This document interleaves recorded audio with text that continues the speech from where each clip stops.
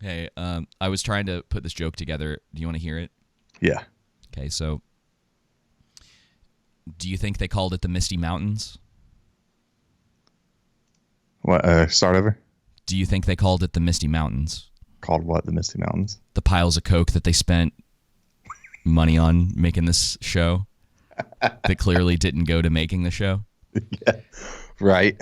I got to work on it a little bit. I was trying to think about it yesterday. Because I was going to go, like, do you think they called it Mount Doom? But I like the idea of multiple piles of coke rather than one giant pile. Yeah. I think it just, Anyway, what's up, everybody? Welcome back to our review of, I was about to say House of the Dragon, and that is not what this is, of Rings of Power, Episode 5. Another waste of an hour and 10 minutes.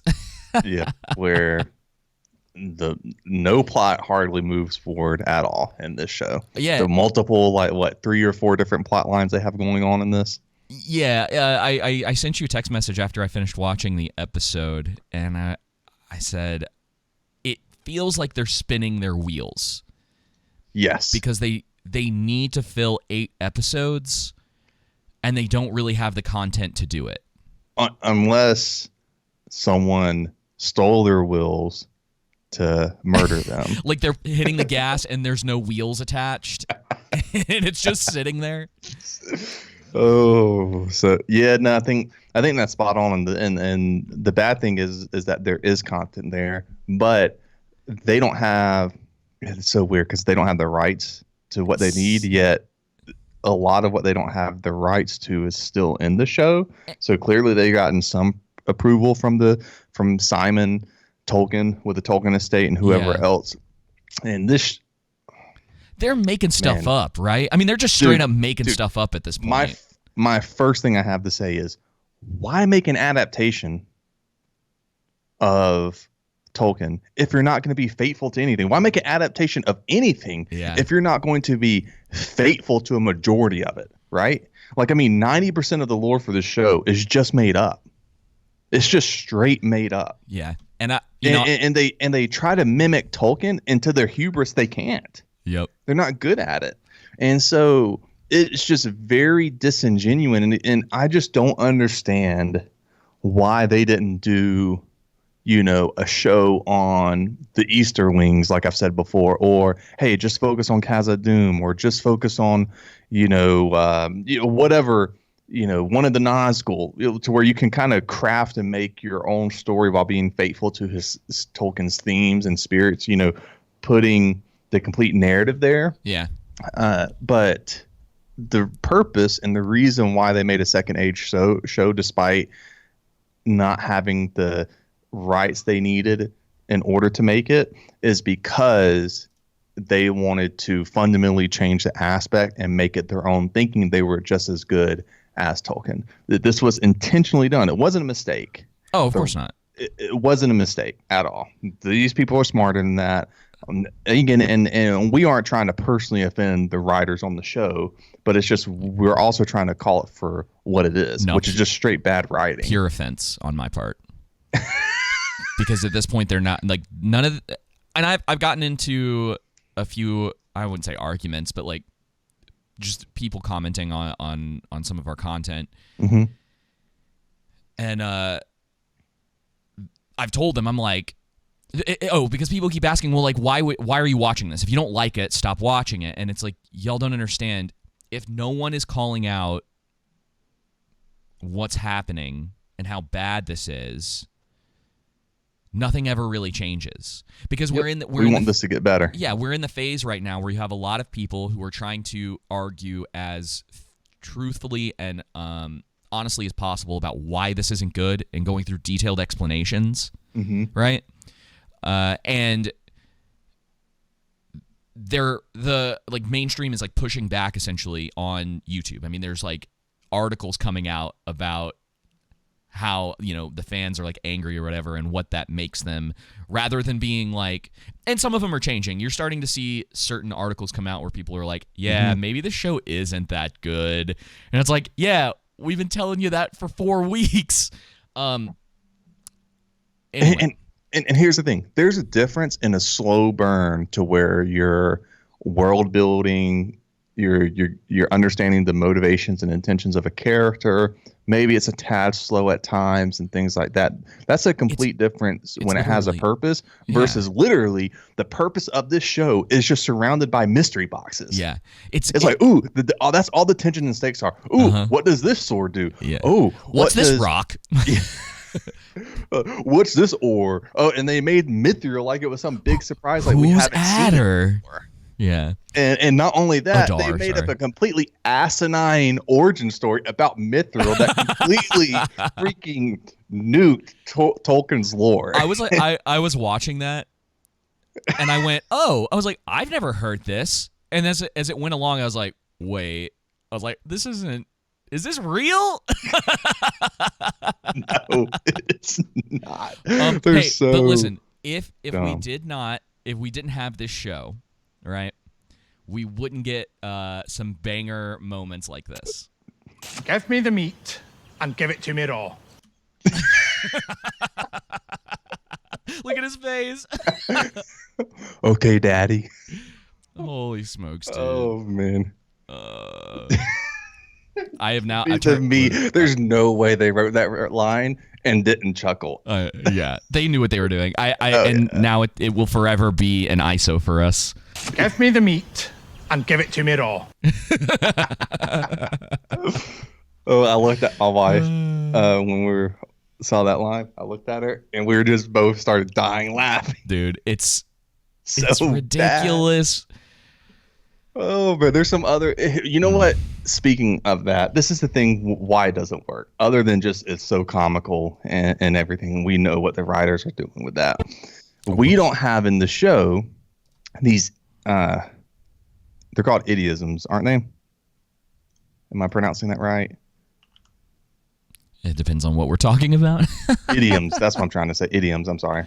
And so these different idioms for Dwarvish culture and stuff. Yet we don't. So like what you're saying is like things that specifically are a part of Dwarven culture, Elven culture, human culture. Yeah, we haven't. Yeah, we know humans. Humans are racist. Dwarves mine, and elves are stupid and they hang around. And holy crap, dude. If I have to double down on how stupid the elves are in this show. They are, all of them, every single one of them are completely unaware of everything going on around them. And we've had these arguments of, well, they're learning, they're growing. And it's like, y'all, they're hundreds to thousands of years old. And this is something we had talked about a while back, maybe even before the show came out, about the way that Legolas is. We'll just stick with the movies. The way that he's portrayed in the movies and how he is somewhat uncaring about the things that go on around him. And his journey, specifically with Gimli, is, and I mean, you could say Aragorn as well, but I mean, he's very much attached to Gimli in the movies. His arc goes from, he's involved, he understands the stakes that are involved, and he's willing to go on the journey. And over the course of his specific part of the journey, he learns to care about the people around him. Yeah. He begins racial reconciliation. You could almost call it that if you want to. And it's so funny to see the show where it's the same arguments from people where it's like, well, Galadriel's arc is where she's going to become the person she's supposed to be. It's like, y'all, you're telling me that this elf has spent hundreds of years searching for Sauron. According to the show, thousands. Okay. Yeah. Hundreds of years searching for Sauron. Go ahead. And she's thousands of years old. And she's abandoning teammates. Dude, we'll talk about it when we get there. There's a line in this. She still doesn't understand why her team abandoned her. She doesn't know. I can't wait to get to that scene. That's like the most unmotivational speech I've ever heard. She literally is like, she's walking, like, she thinks she is it, like the end all be all, and then like, everything around her is everyone else's fault. In that speech, she's like, I want to fight. You are heir of Southlands. You must fight, protect your people. And Halbrand's like, I think you want to fight. I will go. I am convinced now. Yeah. Well, and it's so funny too because he looks like an award-winning actor next to her. There's a I mean, listen, you want to talk about like the difference in someone who at least seems like they're putting effort in or has some sort of dude, I can't tell at this point whether she's a bad actress or it's the role. That I can't figure it out. I think it's just the role. And again, I go back to what the showrunner said, right? They wanted someone who was full of piss and vinegar, right? That's how they wanted to characterize Galadriel. That's what they've communicated to her and how she's been written. I think Morpheus Clark is probably, again, I've never seen her in anything else. I can't comment on her acting ability. Yeah. In comparison to something else. I will give her the benefit of the doubt and the grace that she's doing the best she can with a script that is absolutely rubbish for her. Yeah. Horrible script. What a role to fall into, man. I know. But this is the thing that when I brought up the idioms that I was meaning to say is that we don't have any insight to the Dwarven culture, the Elvish culture, but specifically the Dwarven culture to understand what these things mean. Like when Disa said to Elrond at the beginning of the last episode when she accused him of, thinking that, or not, but questioned him, do you think I'm lying to you? That's a recipe for strong gravy or whatnot. Okay, what does that mean? Yeah. Strong, you know what I mean? Like these different things that's little important. Things that they say, and it's like it sounds the world off. building. Yeah. Either the lines don't. It's like, well, why would the dwarves talk like that? What again? The haircuts can fall into that as well with the elves. That everyone's like, it's not a big deal. Tolkien never said they couldn't have short hair. Listen, you need to have them very distinct again, like compared to humans.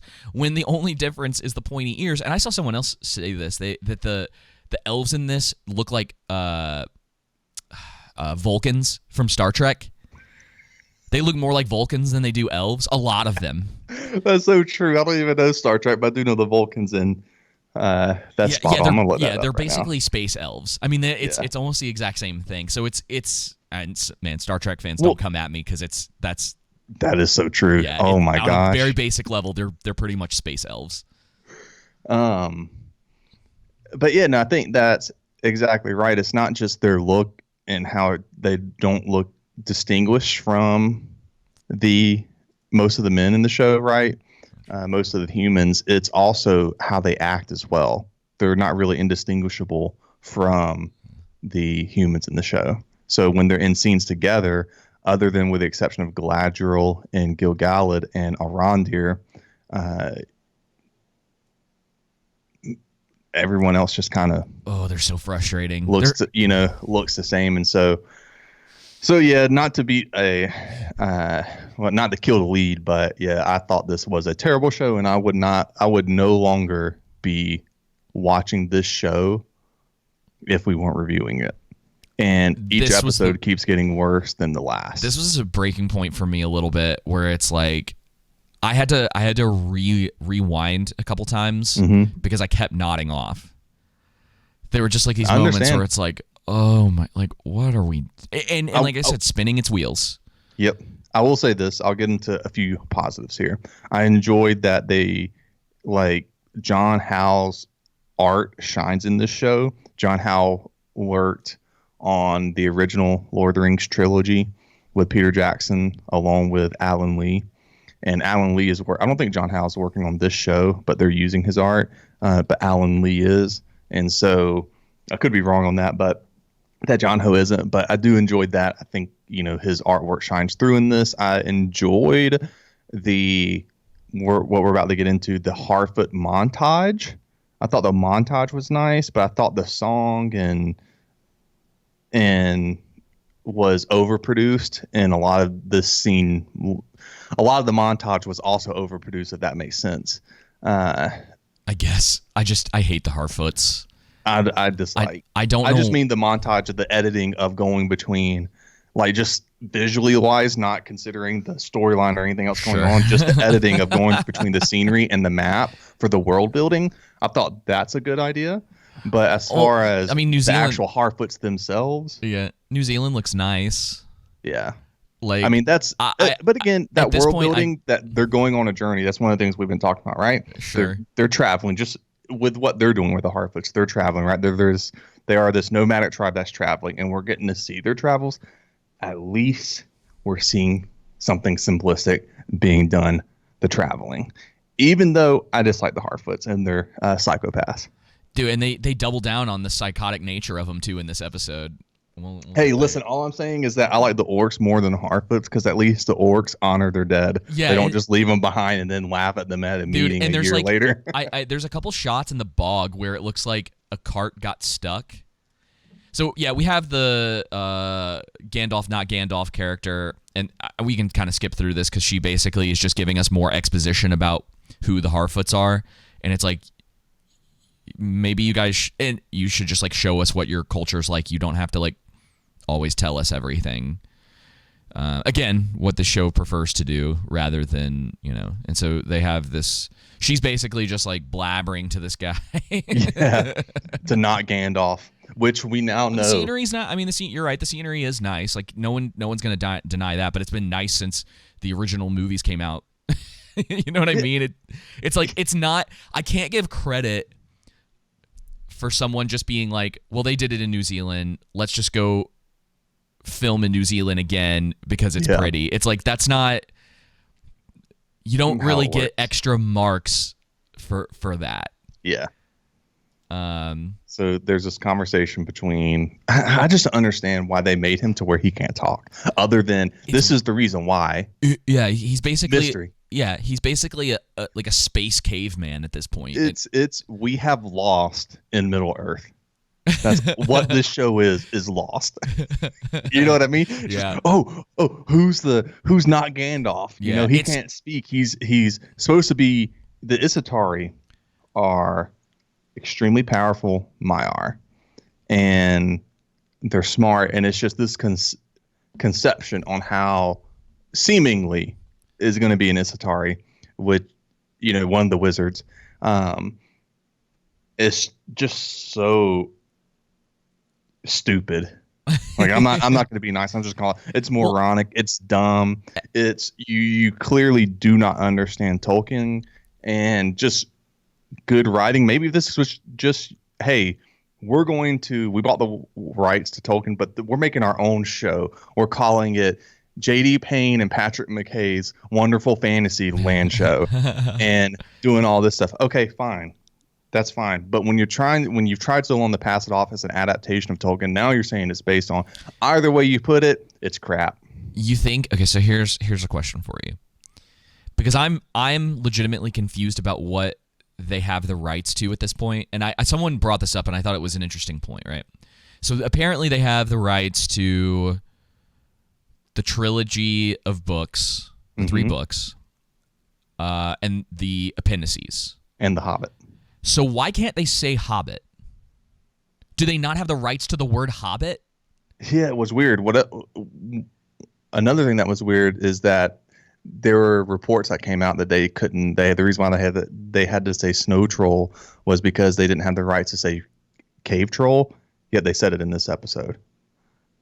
I don't understand. Maybe it's the depiction of a cave troll they don't have the rights to. I don't. Yeah.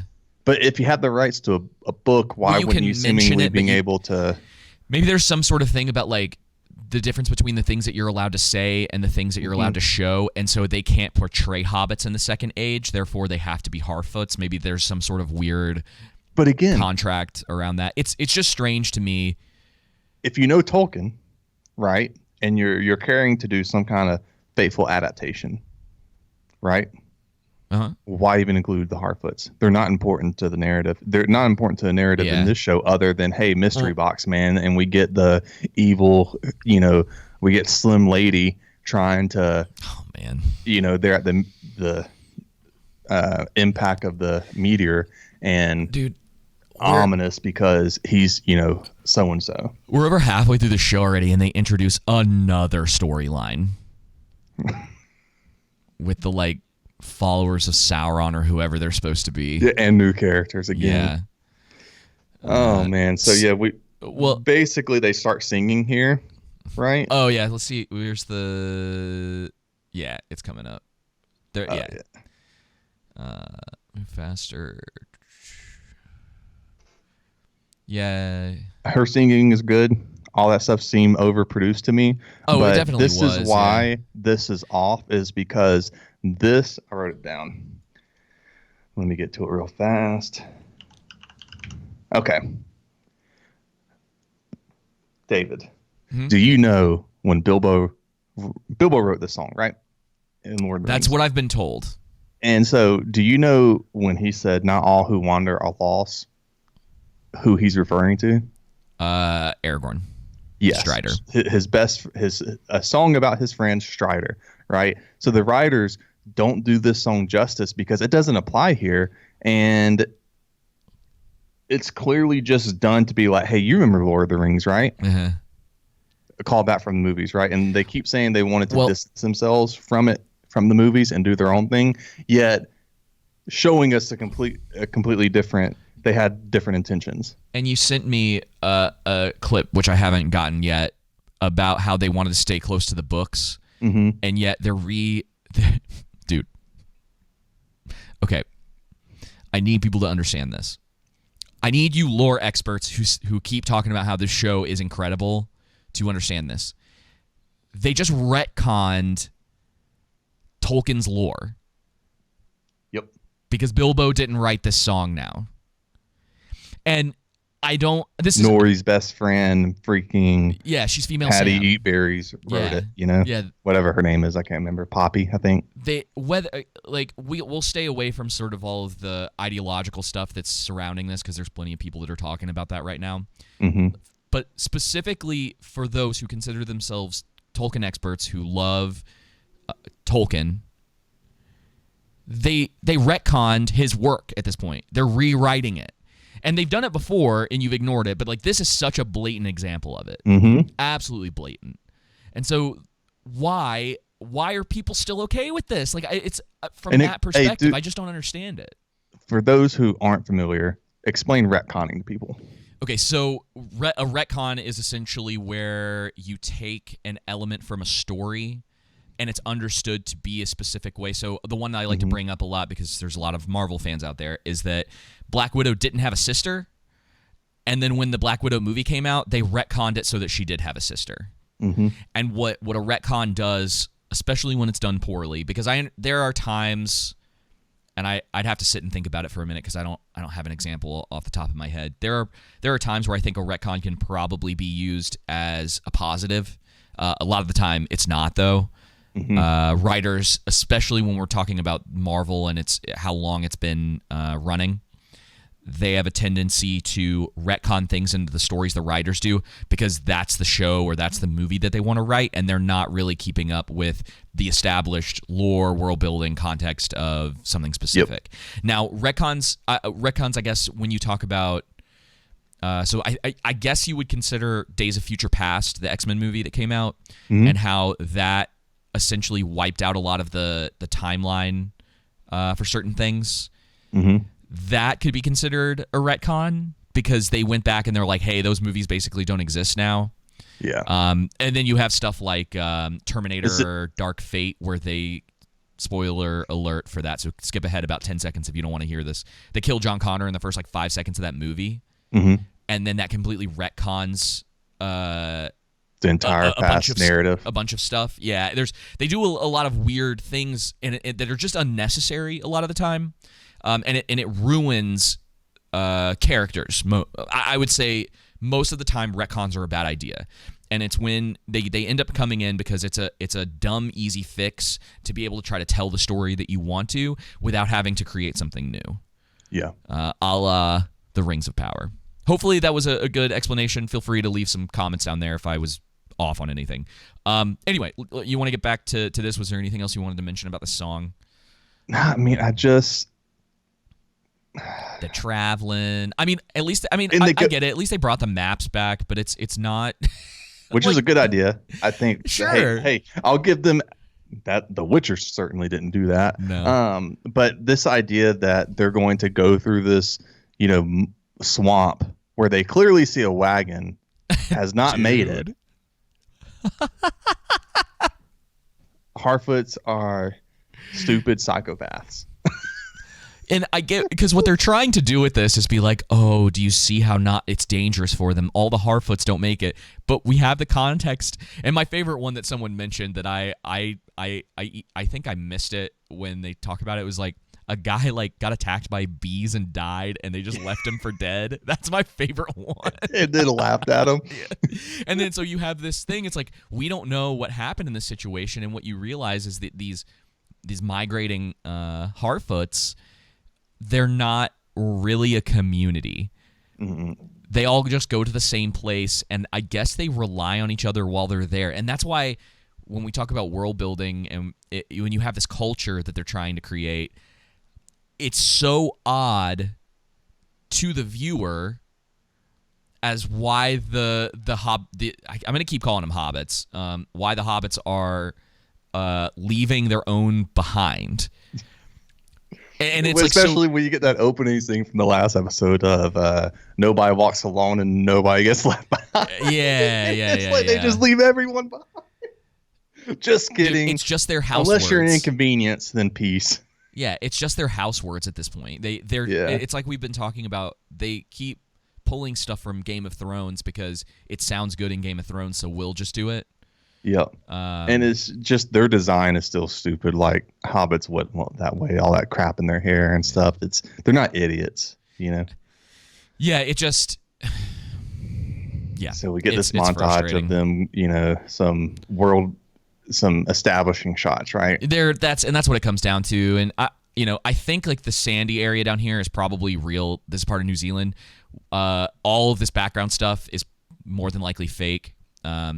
It may actually be real scenery from somewhere, but these are not. This is not a real area, right? And someone can prove me wrong. You send me a link in the comments if it's actually real. But a lot of the time, what they do is you'll take, like when you're trying to create something like this, you'll take an area that's like a sandy area with like the water coming through it, and then you'll add some of this over here.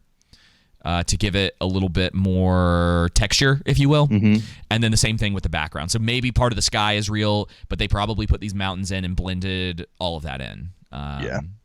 So, yeah. And again, in a better show, it's like having great scenery, it's like that's just the icing on top, right? Yeah, exactly. It's a nitpicking compliment. You know what I mean? Fair enough. Yeah. And so we get this part, not Gandalf looking at the moon. Big bright light in the sky. Yeah, and then if you guys didn't remember the part where he smashed into the ground in a fiery comet, they get to remind us of that as we get our introduction to the new plotline. Yay! Man, that chick, helmet looks so bad on her. Then we get Slim Lady next. Yep. Do they have they been given a name? Is there this group? I don't know. I'm calling them Sauron's Pharisees. Okay, so but they are like followers, worshippers of Sauron. I'm assuming. Okay. Something like that. I mean, who knows? Oh, but is this a star map on the show? Yeah, it's You remember? It's a reverse image of what Gandalf writes on Bilbo's door. Oh, is it? Yeah, that's what that is. At least that's what it's reminding me of. Okay. Someone can correct me, in the comments if I'm wrong on that, but it reminds me of that. This is a great moment. Even though, I think last episode, me talking about the orc and in the well situation and the bad editing in that, one of the reasons I like going through the frames of this stuff is because you do get to pick up on details of things, good or bad, rather than just, running out a 3-minute review. We actually get to kind of talk about the scenes. We get to talk about what's going on. We get to look at stuff. Because just like with the trailers, when we talked about before the show came out, sometimes they shoot through things so quickly that you don't get a second to actually like look at what's going on. In a scene. Yeah. So that's pretty much it, right? Do we even see them again in the episode? Nope, that's it. You just get Slim Lady. Hey, mystery box, or would you classify There's some other things I wanted to say about before we move on here. talk about the Adar. Okay, I'll put the image back on. Would you classify not Gandalf as a MacGuffin or mystery box? Mystery box, because a MacGuffin is an item that is used to drive the story forward. So like the sword. The sword would. I'm pretty sure the sword would be considered a MacGuffin. I'm trying to think if there's anything else. So yeah, that's what I was thinking. Big one, I thought I just wanted to make sure I was right in calling not Gandalf a mystery box. He's definitely more of a mystery box in the same way that the hatch in Lost was a mystery box. Mm-hmm. The difference is that back then the concept. Listen, and I think this needs to be said before we move on about mystery boxes. Having mysteries in your story is not a bad thing. Yep. The payoff is important. And it really needs to be fundamental to the story moving forward to have something like that. And I need to go back and watch Lost eventually to try to break some of that down again in my head because it's been years. I would call the hatch being a mystery box in Lost perfectly fine because it actually fleshes out not only what/who is in the hatch in Lost, but the character that's there plays a relatively important point in the show until the show starts going downhill because with a lot of these shows with these mysteries, they don't have stuff fleshed out towards the end. And so everything sort of loses steam and no one's character and how they're built up ultimately matters in the end, or a majority of the characters that they have in a show like that. So yeah, mysteries are fine. I think having it something that's kind of the secret that the characters are trying to figure out is fine.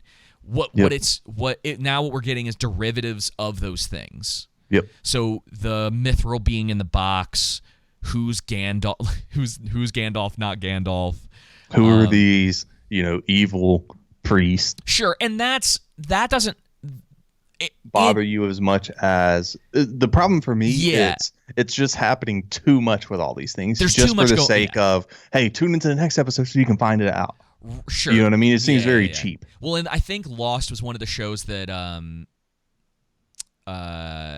normalized the cliffhanger TV show ending to get you into watching the next episode, which, to give this show a pass, we'll just call it a pass. I don't think they've really been doing that with each episode. There's not like a massive cliffhanger on each. Like this one doesn't really end on a cliffhanger. And I don't mind cliffhangers. That's not necessarily what I mean. It just seems like each plot line has mystery boxes in every single thing, and to where it's they're trying to get you to stay at the expense of characterization and good writing and world building. I would be more fine with them if the writing was better. Instead of having a wizard who comes in, who, whether he's brand new or whether they just call him Gandalf, whatever they're doing, and establishing characteristics for him and the good, the bad, whatever the case may be. He's just a dumb idiot who's on screen to be like, ooh, who is he? Ooh, look how magic, look how powerful.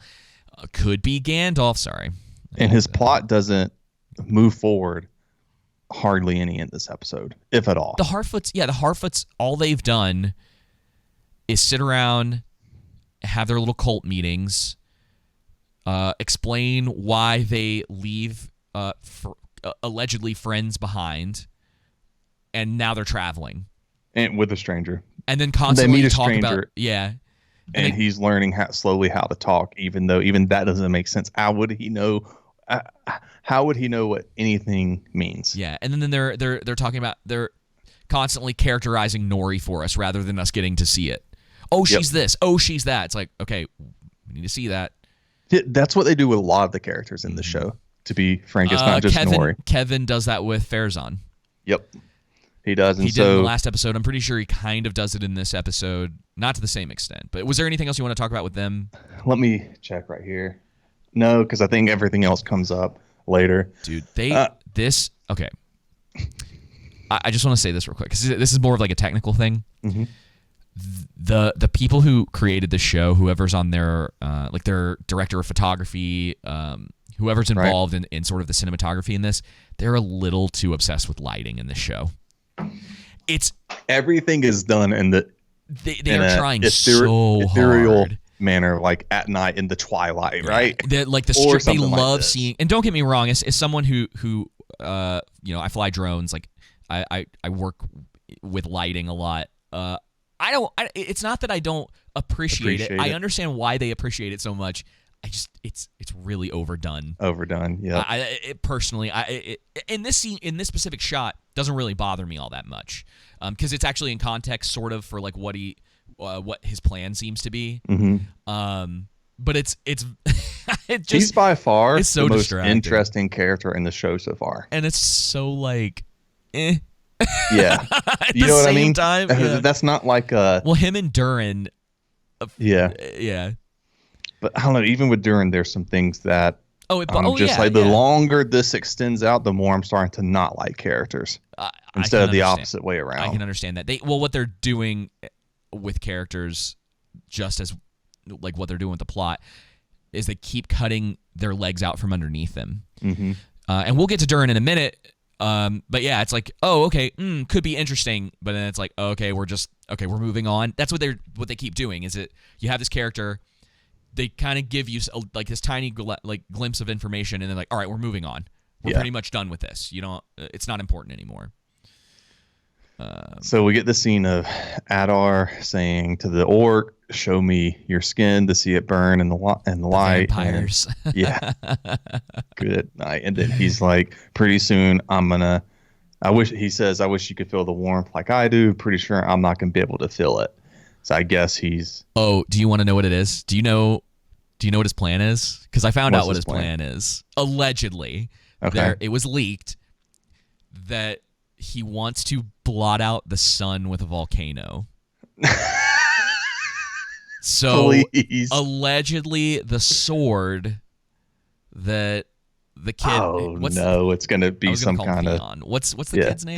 Theo. Yeah. So the MacGuffin for the show essentially will blot out the sun, and I'm wondering when everyone, because the whole idea now is that the Numenorians, Galadriel, the people in the village are gonna fight the orcs. Yeah. Are they going to know what the stakes are in that? Because he's the big bad for the season, it would seem. Yep. And maybe he'll survive the season, and we'll see. But that seems to be the stakes for the season, is that the sun will no longer exist. That's so dumb, man. So because of how it started with the prologue with Morgoth after the... killing the two trees of light, and now he has to kill the light of the sun. Yeah, and then the elves are trying to get their light back, and it seems that maybe whatever's going on, whatever's going on with the ooze, the black ooze that they finally talked about again, it came back up now. It might not have anything to do with Adar, and so I'm wondering if what's going to end up happening whenever he finally faces off against the Numenorians and they're coming back to the south, is that first of all, I assume sympathetic villain, and he has what his plan may be misguided, but good old Halbrand's gonna come in. Either he or Galadriel will get the final blow, and Halbrand will essentially be like, "Hey man, thanks for preparing the way for me." Yeah. So, because he doesn't, as far as we can tell, he doesn't like Sauron for whatever reason. I don't think we're given an explanation as to why. But remember my theory. I thought that him and Sauron were going to come to a head-to-head. Yeah. So maybe he will. Yeah. Maybe him and Halbrand will fight, and it just goes down that path again of, oh no, Halbrand's the true king in the south or whatever, and then it's like, well, actually, I'm Sauron, and all of this was planned from the beginning, even though some of it doesn't make a lot of sense. It wouldn't make any sense. One of the things that, one of the theories going around with the show regarding Gil-galad and everything that's just going on with the elves and dwarves and Celebrimbor and all that stuff is that Sauron is Anatar, and he's just off screen, giving them stuff, and he hasn't come on screen yet. And if that's the case, stupid, number one. Number two, why would, like, Gil, again, you're destroying Tolkien's lore because Gil-galad doesn't fall for it. Celebrimbor does in Eragon, but Gil-galad, Galadriel, and Elrond don't fall for Anatar. Yeah. So I like Celebrimbor from the Shadow of Mordor games much better. I like the angry, vengeful spirit that feel, because I don't think that's canon either, but there's something a lot more interesting about a character who in the afterlife is essentially out for revenge because he was tricked. There's so much, like, from the start characterization that goes into that. There's complexity to, like, I want to go back and play the first game in particular. The second one falls apart a little, like, towards the second half. It gets really bogged down. And they had, like, a ton of microtransactions. Anyway, we're not talking about that. Let's go ahead. Let's go to this scene. Does she say in this that, something to the extent that she's the king now or anything like that? No, she says, I know I'm not a king. Let's see, it's in here somewhere. Let's see. She says, I know I'm not a king. Yeah, no crap, because you're a woman. You'd be a queen. I know I'm not the king. You have awaited. That's what it was. Yeah, because a lot of them are waiting for Sauron, dummy. It's really interesting that Arondir is not the one giving this speech either, as the only person who seems like he has the ability to fight and lead people. Yeah, like, let's all remember Bronwyn is alive because the script needed her to be alive. I'm still of the opinion that she should not have won that fight with the orc. Yeah, it was completely plot armor based. Man, his armor doesn't look good there.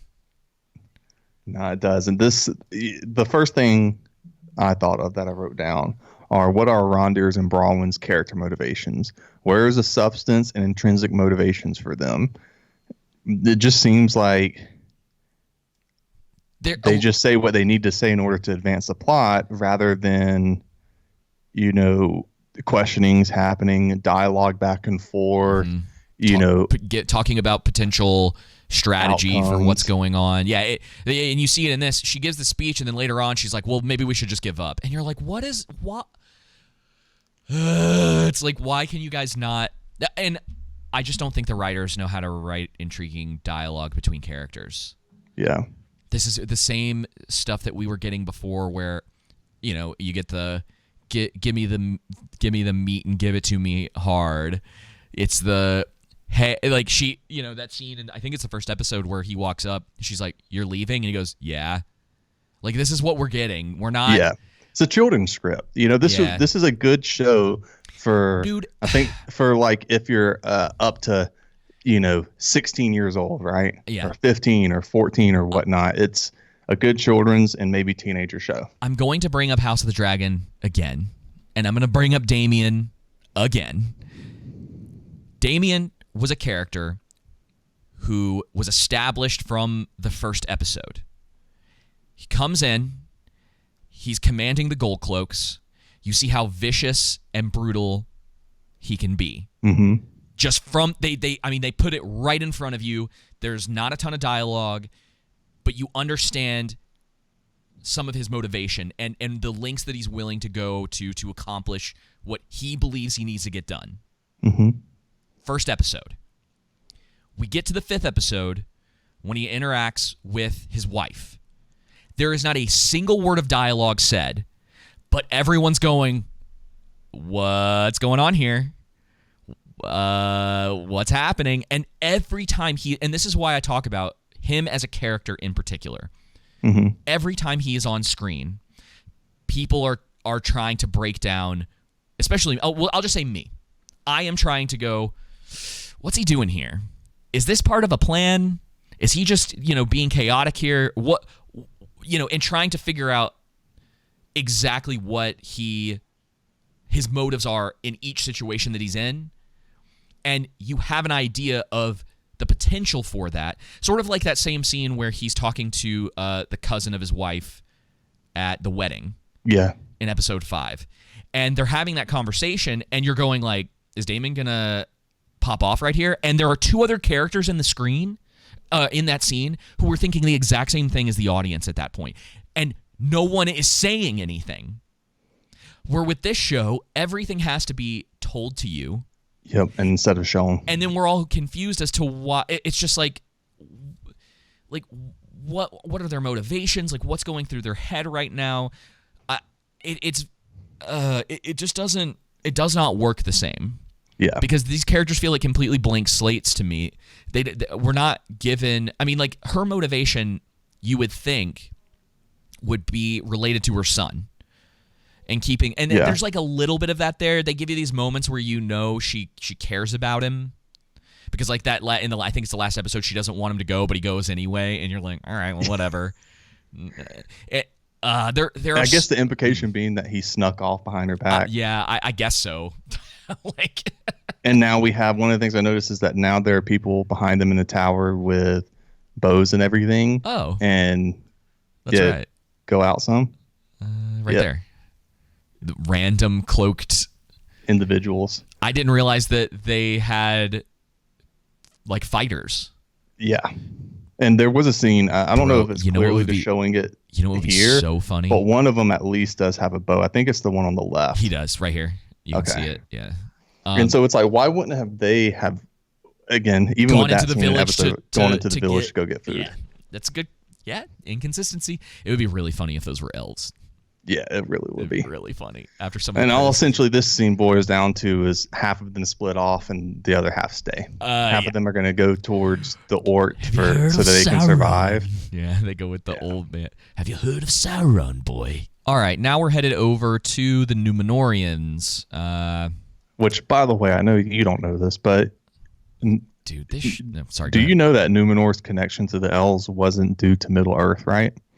Their connection was with Tol Erese, and I'm not pronouncing that right, but it was a large island off the coast of Aman, Eldamar specifically, and the island is where most of the elves in the Second Age, in the Second Age, it's an island where most of the elves visited Numenor from.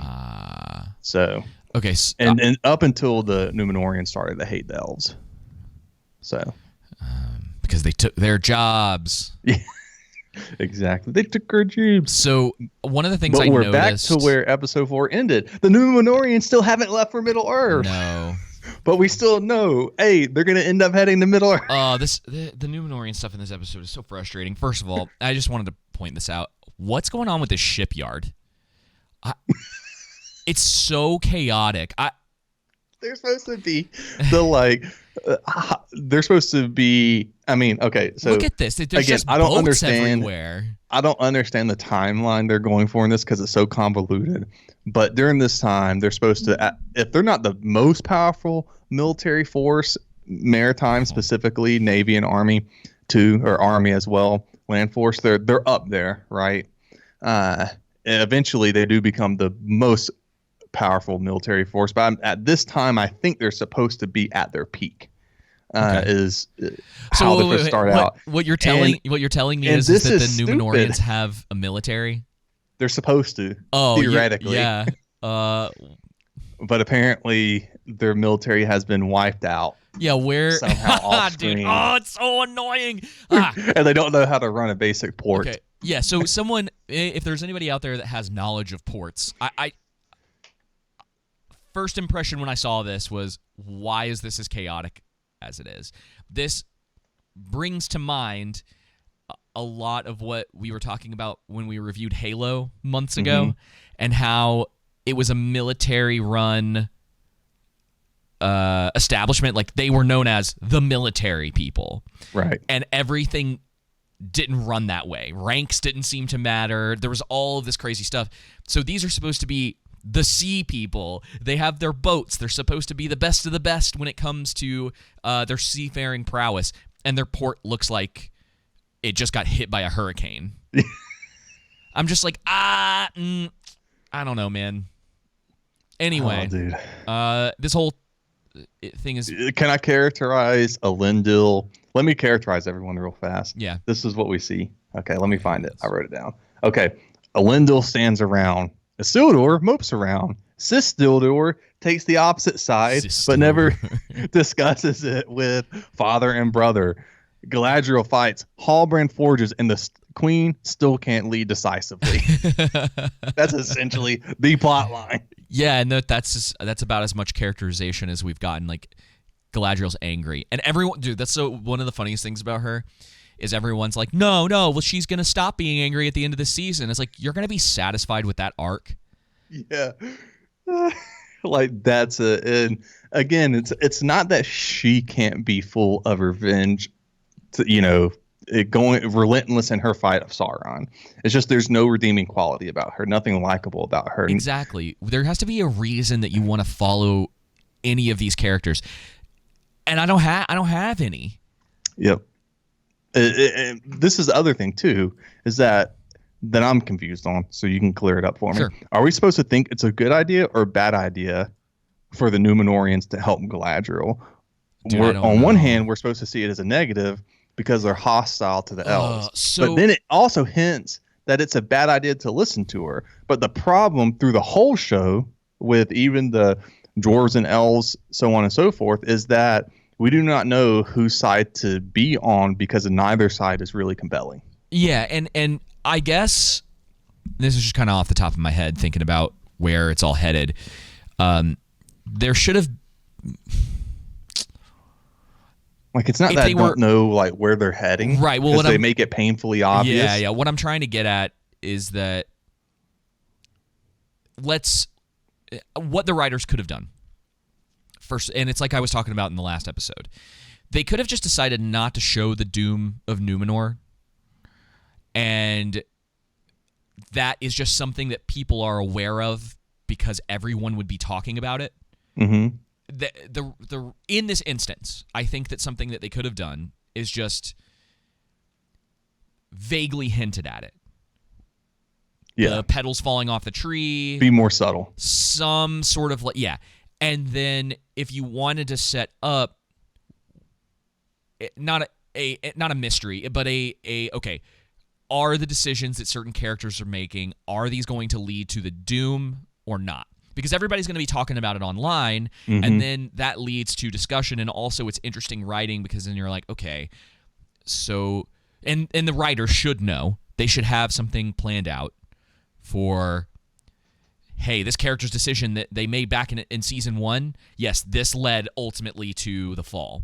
Because that, there are things that you can do, but yeah, everything is so painfully obvious. You're right. I don't know who, because they're also gung ho about going to help the Southlands based on the word of one elf who's been really rude to all of them. Yeah. Yep. And not even him. He doesn't even want to go. No, he doesn't. It's just Galadriel just because. It's literally trust me, bro, in Lord of the Rings. It's because of the prophecy, right? There's a mark. That's why they're going now, because the Queen Myrtle had a vision. Yeah. And, we got to help the elves, and Galadriel came here. You know what's so funny, too, is the elves have, like, no clue what's going on with all this. They're just completely out of the loop right now. Yep. And then I guess if they decide to show up later on in the season to help in the Southlands, it's going to be really funny to see that play out, where it's like, okay, Galadriel, we had problems with her. We wanted to get rid of her. Maybe they won't help. Maybe they won't. Mm-hmm. I'm just assuming that they might help. I don't blame them for getting rid of Galadriel. I would have too. Good night. Talk about headache. Yeah, they get rid of her. She essentially disobeys them by jumping off the boat and ending up in Numenor. She's now essentially planning to go to war on their behalf. Yep. And without consulting them. None of them know about this, but it does seem like it's leading up to where it's Gil-galad, right? He's the gold. Yeah. He wears all the gold. Yeah. It does seem that he will probably just be on board with it because of the ooze tree. Yeah. That's kind of, yeah. Yeah. Dude, here's another thing I wanted to point out. Does a lot of the design, the costumes in the show seem like a stage just seems really cheap. They're pretty cheap. And man, they bring back some of that ship armor that's literally just like a tan piece of leather. It just doesn't. Oh, dude, we'll talk about the armor later too. There's some bad armor. Not only that, they miss something pretty bad regarding Galadriel. All right, so this is just a scene of them back and forth, and again, it's not that I don't necessarily mind them showing Isildur being in the Navy at first, right? And like that kind of made up arc for him. Sure. But it just doesn't work for me because the writing's just not good. It's just a lot of needless drama between like fake Isildur or Sis-Dildor and then Elendil. The stuff between him and Elendil I don't necessarily mind, but it's just everything else surrounding it, his friends, and more of a soap opera drama. It is. He's not likable because it's not captivating. You know what I mean? It's not. I'm not immersed. I'm not.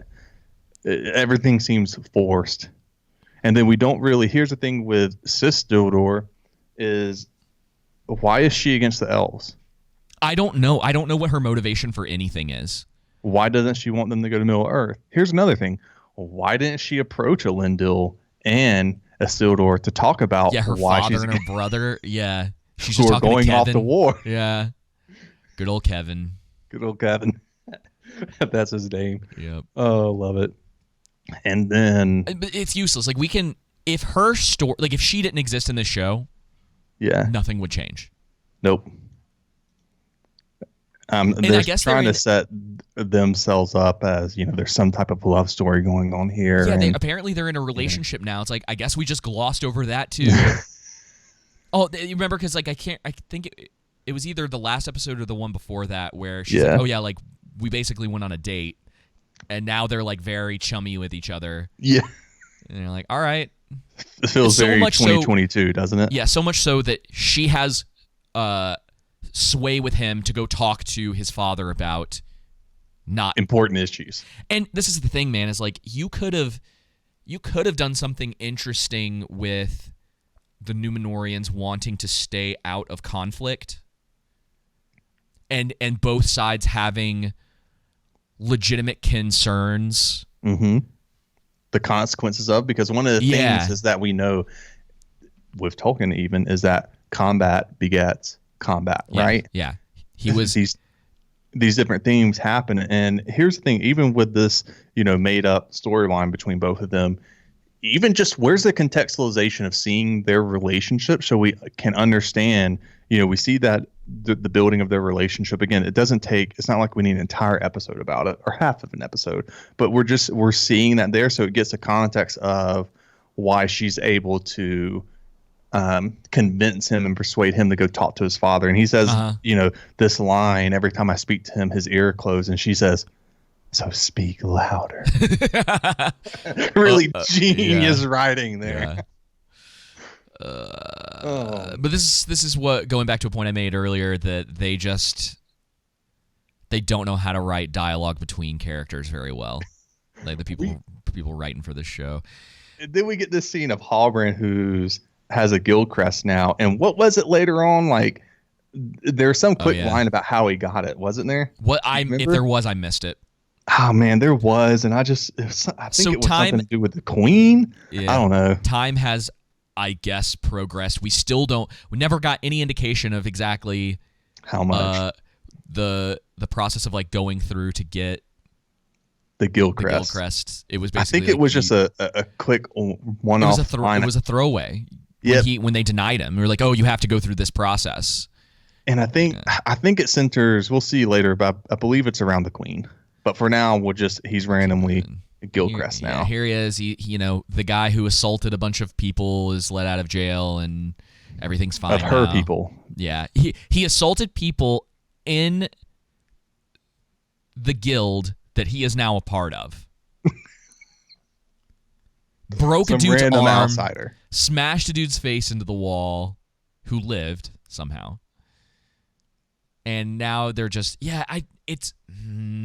those helmets, bro. This guy's does not fit correctly. No, this one, his at least seems to be fitting a little bit better. It looks. Look at this. Look how much space is in there. And I still don't like the shields. I think they should be at least either bigger in design like kind of like the the Spartans Tower, shield, yeah. or specifically, I would prefer a more rectangular design. Okay. That's just a nitpick, though. I think the shields should have said the sea is always right on the front of them.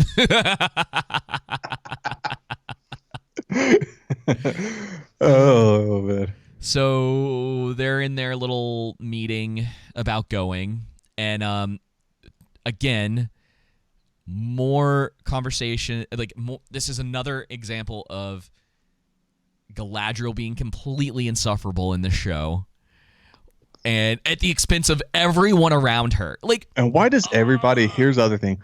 Why does everyone only have one outfit in this show? It seems like I think this is the second outfit that Galadriel has had. They at least gave him something that wasn't rags, which makes sense. But anyway, I know that's it's a small detail, but you're not wrong. They do that in anime a lot.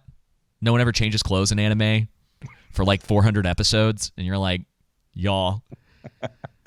I think there's sometimes where they make jokes about it where they'll go over to someone's closet and it just happens that part of their character is like, oh, I just like wearing the same thing. It's because that's a real, like, people do that. Yeah. They get comfortable in wearing something specific, and so they wear the exact same thing all the time. But yeah, in this instance, especially with like the queen, or they're all kind of just wake up, put the exact same dress on, and they go out about their business. So they're talking about going to fight the orcs in the Southlands. He doesn't want to go. I guess they know that. How do they know that again? Because of how he escaped? No, I think Halbrand? it's just. I think I interpreted it as it's all Galadriel telling them what's going on, and they. But how would she know what's going on? Because how would she know about the Southlands? Because of the mark. Oh, the mark. That's right. That's right. Yeah. So the orcs are following the mark. Yep. She finally, after centuries, figured out that the mark meant map, and that the map was the Southlands. It's so convenient how she gets to Numenor and everything just falls into place. Yeah. And then she's considering going to Mordor with only 500 men and women. Is it 500 or is it 300? Because we'll talk about that in a minute. Well, 300 now because of the ships. Yeah, did they... well, we'll get to it, but like I was thinking about that earlier before we started recording, and I don't know. We'll have to check at the end. I don't know if they ended up just replacing, because they make like this big deal. It's like, oh, we only have 3 ships now. It's like, dude, y'all have hundreds of ships. It's like, if this is a big deal to you, why wouldn't you just replace 2 of them? So we'll see. We'll see. We'll look at it at the end. Okay. Excuse me. So yeah, so they're discussing going to Mordor, the Southlands, and he's confused and saying that I didn't agree to this, and then Galadriel's like, dude, no, yeah, you did. I have no doubt, come time, he will do his part. Dude, I would just be like, screw you. I'm going to go keep forging stuff. He clearly has no interest in this. It's not. Oh, but she convinces him later. Yeah, I guess. I think it's in his conversation with Galadriel where he discusses how he got the guild crest. I believe. We'll find out. Dude, so he discusses it with either Galadriel, Queen Muriel. I love this too. Muriel goes, given that I've staked my name upon it, I should hope so. Talking about him going. Yeah. And it's like, why are you backing these people? Why would you have done that in the first place? Because you're a dumb leader? Your people hate elves. You were not on board with it. This random elf washes up on shore, tells you bad things are happening. Trust me. The petals of Nimloth start falling. Oh, right. Yeah, the petals started falling off, and then all of a sudden she's like, no, this is definitely what we need to do. Yeah. Honestly, they just deserve... Numenor deserves to go under with the type of leadership that they've got going on in this show. Hey, David, the sea is always right. The sea is always right, and I think it's right in getting rid of the Numenorians, because holy smokes. It's not... They're stupid. And because it was... So, from what I've heard...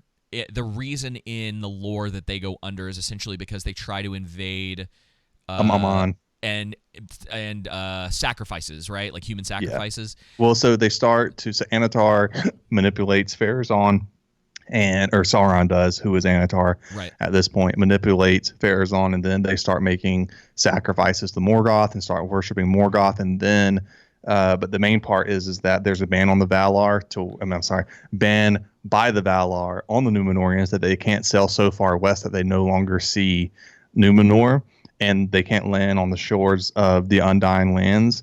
And Sauron manipulates Farazon to convince him that the reason why they don't want you to is because they think that you will, or because you can claim immortality, because the Numenorians get jealous of the Elven immortality. And so he takes an entire armada, so to say, and sells to the Undying Lands. And then that's when they get destroyed by Eru, because the Valar go to Eru. Eru destroys the Numenorian fleet, Farazon, all of them, and then that's when he destroys Numenor as well.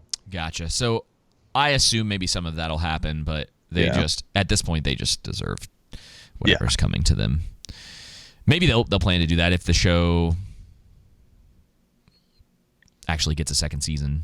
Well, apparently they're going to start filming the second season in October, so we'll see. I mean, it's more content for us, but still. It's going to be 2 years before season 2 comes out. Oh, dude, who's going to even? It's like, there's no hype around this here's show. Here's a good example of that, right?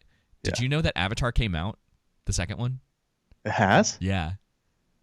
I had no idea. I know.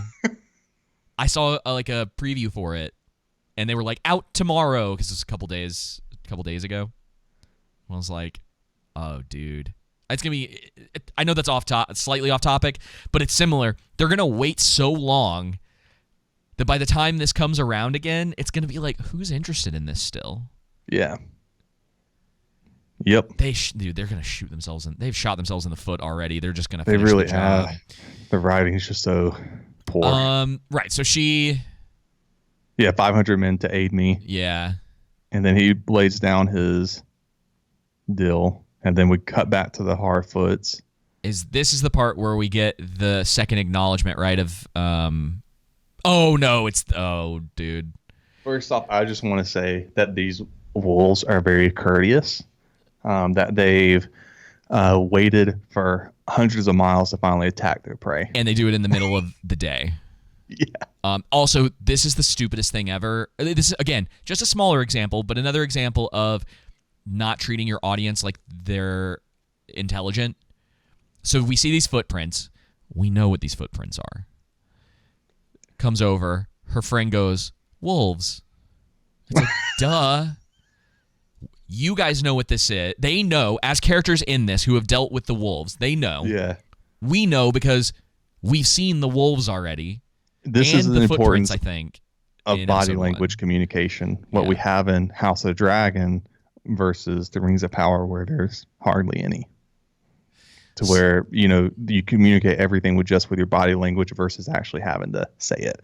And then we get this next scene of this Harfoot trying to murder some more elves by, hey, we need to make sure no one else dies by killing these other Harfoots. They said they were going to leave him behind anyway, so I don't understand why. I don't understand her reasoning for leaving. It's like, y'all can go. It's like, if y'all, and I'm pretty sure that was established, is that we're not going to keep waiting on y'all. You're at the back of the line.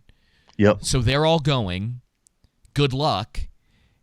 So why is it a problem if he's keeping up with them? It's so. But yeah, and then she's like, take their wheels and leave them. And then Saddock, doesn't lead decisively either. No. Can't make decisions, nothing. So then we just go. That's about it, really, right? I don't know if there's... Yeah, we just get this next scene for the wolves to attack just so that stranger man, not Gandalf, can save them. Oh, yeah, they start running, and it's like this really long pause. Like, I'm kind of speeding through this a little bit, but they're all running, and it's running. You sit on the shot for a few seconds before finally the wolves fly by. It's really odd. Yeah. So, yeah, they get caught. Oop, crap. I hit a button. Caught in this tree. Yeah. Or they go to this tree for protection. And then he grabs the wolf and tosses it, dude. I'm like, all right. Out of nowhere. He looks like he's in like drunken kung fu style right here. He's like, whoa. You know what I thought of? What's that? That kung fu parody. What's it called? You know what I'm talking about? Oh man, Kung Pao. Kung Pao, Enter the Fist. Yeah, I think so. Yeah, it very much looks like he's gonna do Yes, some Kung Pao entered the fist. Yeah. And then, okay, we get a potential indicator because they've been throwing these little hints about who the wizard is, even though it's got to be pretty obvious to people at this point. Yeah. And I thought that specifically them deciding to use that move was an indication that it's Gandalf because it's similar to when he slams the staff down when they're in Moria, when he's fighting the Balrog, when he's on the little bridge and he's like, you shall not pass. It's very similar. That was the first thing to that. Yeah, that's the first thing that came to my mind. So it seemed like to me they don't really understand magic in Tolkien because this is a level of hard magic, whereas in Middle Earth it's soft. Does that make sense? What I'm saying? And so, you get the scene with him healing himself with ice later on, and you're like, that's that's not how how magic works in Tolkien's. We know world. they don't care. We know they don't care about that. None of it matters to them. Very lore accurate. I just wish they would just go ahead and get to it. We understand he's, they're trying to figure out who the stranger is. He's trying to fit, all this stuff, but it's just not moving forward, and there's no interesting writing surrounding it. I was going to mention this earlier. It would be really funny if their plan was to just not ever, so maybe they give him a name, but it's just a random name. Like Nori is the one who gives him some sort of name, right? And then they never, ever, for the entire show, they never say he's Gandalf, right? Yeah.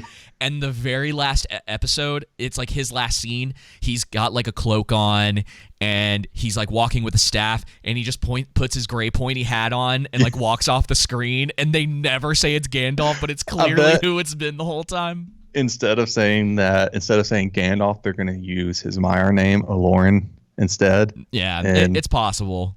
Unless it's just like a misdirect. But here's the thing, and this is what people have been defending the show has been saying, talking about all these different misdirects. It's like, but there's a difference in having misdirects and it working with the story versus having 100 misdirects to where you don't understand the real plot and what's going on.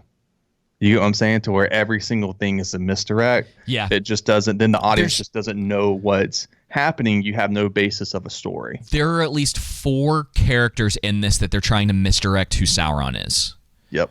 And some of them are really dumb because it's like, why would, I keep wanting to call him Theon, why would Theo be Sauron? Yeah. You know what I mean? Where it's like, he found a sword, would not Gandalf? Or why would... Or, then you have Halbrand, and then you have Adar. Yeah. And then, which, they make clear in this episode that he's probably not Sauron. Yeah, that he's probably not Sauron. Yeah. And so they keep doing that, and it's just, oh my gosh, dude. All right, so is the next... No, okay. Oh, boy. Okay, so again... Oh, man. It's so exhausting even having to think about... Here, let me talk about. Let me say something about this scene. You would think instead of Elendil being like, "Hey, do you want to show them something?" to add characterization to Galadriel, right at this point, she could have taken the initiative and gone to Elendil and said, "Hey, do you mind if I show them some things?" Right? Yeah. And then he's like, since he's the commander, right? He's like, "Yeah, go ahead, that's fine." But here's the thing. Why would you assemble a team to go to Middle Earth to fight Earth? Why would you assemble an army to go to Middle Earth to fight orcs who can't fight? I have no idea, dude. Don't you have a military? Aren't you a It's this, dude. It's one the of same... the peak military powers of this age. So they're being portrayed as isolationists on purpose, and I guess the idea is that they live this... They're trying to get across that they live this... So lore aside, right? Yeah. They're trying to get this idea across that they're this isolationist group that has a military, but that they're kind of fresh, if you will. Yeah. So they don't have the kind of prowess that, say, the elves do, who have been fighting for a long time, who also suck, but that aside... So I think that's aren't they what they're supposed trying to get across.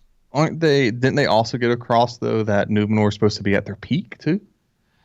Is it beginning phases of Numenor? But you have I think what they might be when they're saying that they're at the peak of their society, it might be this idea that they're an isolationist society who is sort of at the peak of everything because they're not involved in wars. They stay out of everything. I think that's what they're going. I'm speculating to a degree.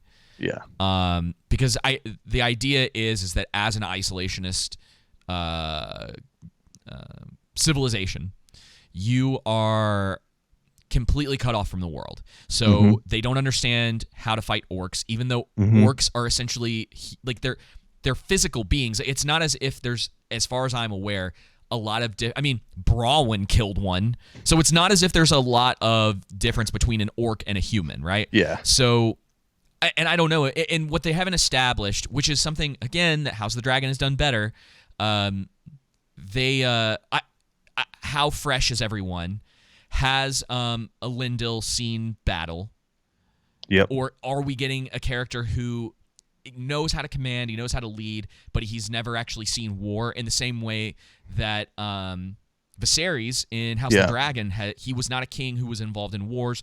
Most of the knights and noble people in the houses in House of the Dragon, they've never seen major conflict, which was why you were getting that boiling point in episode 1 where all of the knights started killing each other at the tournament, because it's this idea that there's a lot of they're like, it's all this pent-up aggression, but no one's in open conflict with each other at the time. So this is just a poorly designed version of that, where they're this isolated civilization, and I guess you have to have someone come in and talk to them about the orcs because they don't know. They have to be described as these kind of like ignorant people who live on this island in a perfect paradise with no involvement in the outside world. And I guess. And this entire, or at least this group of volunteers to go on this volunteers quest, right? All look like children. Yeah, they do. Teenagers. Yeah. It's just really odd writing choice, to put nicely, especially compared to something like the Two Towers, where you had your fighting age men, but they also had to bring in a lot of the old men and the younger children, and because of what was at stake. Yes, and the idea being, it's like the fighting age men are not enough in the situation. It's like you have to. It adds to the stakes of everything going on, right? And this is life or death of our civilization, of our group of people. So either we win here and continue to live on, or all of us die. Yeah, but there's literally in Numenor, because there's this massive army coming at us. And in Numenor's case, they're going to go fight this with a bunch of teenagers and the couple of adults that happen to be there. And again, I think around most of the people who are war masters complimenting the show, it seems to be built around, oh, hey, they name drop so-and-so. Oh, hey, we get to see this, but we're not actually being able to get to see Narsil, but we're not being shown actually any lore because 90% of it isn't. And what's so funny, it's basically that, oh, look, Boba Fett, I know him. It's that meme in Lord of the Rings. Oh, look, they name dropped Arendil. Yeah. And he's up in the sky, and Elrond's looking.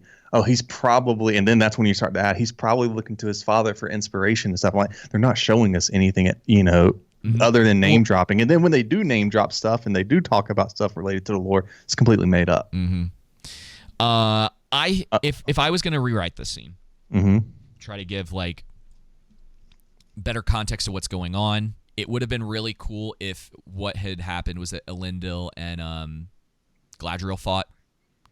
So she's looking at these fresh faces, right? And Elendil being older, he's a Numenorian.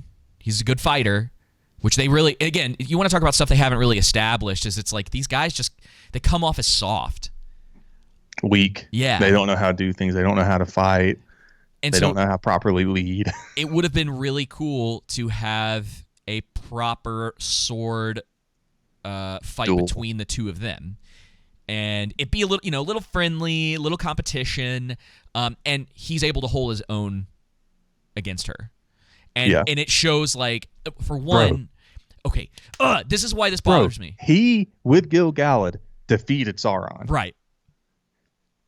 He would very much be able to hold his own against Galadriel, if not beat her in combat. This is where they missed a perfect opportunity to have a character like Galadriel, who, since they have characterized her as being very stubborn and very full of herself, get some humility. To get some humility.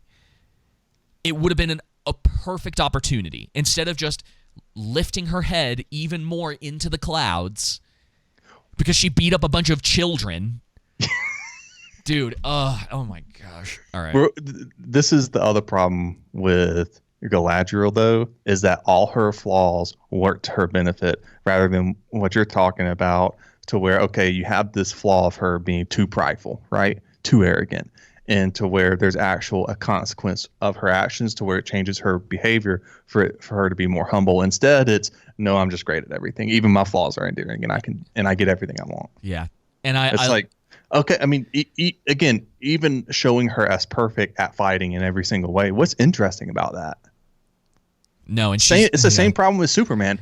What's interesting about a guy who has all the powers in the world and nothing's ever a threat to him unless the little green alien orb gets close to him? Yeah, the green rock. Okay, so this is what I was kind of saying before, huh? I just gotta point out, we're criticizing a male lead in Superman. Oh yeah. For all the people commenting, saying, well, if Galadriel was a man, you would like her. Yeah. It doesn't have anything to... Dude, we literally... Okay. Not that any of those people would ever get this far into one of our reviews. No. We criticized Halo. And you would think I've told people, hey, just scroll down on our page and you'll see us criticizing Master Chief. Yeah, just go, but that's the thing, is that people... Like I've told you before, when you get criticism from people, a lot of the time, it's in a bubble as if none of your other content exists. Yeah, no, it's this, David. Man no like woman lead. Man no like woman. Yeah. It's real dumb. Okay, so this is kind of what I was talking about before, where orcs are like flesh and blood, because her advice to them is ridiculous. So she goes, before...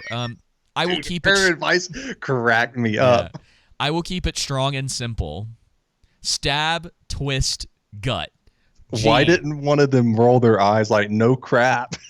Okay, and let's put this into a little bit more context as far as what we've seen in the show, right? So again, and I have to keep saying this because people constantly want to bring up Tolkien's lore, and we're not getting...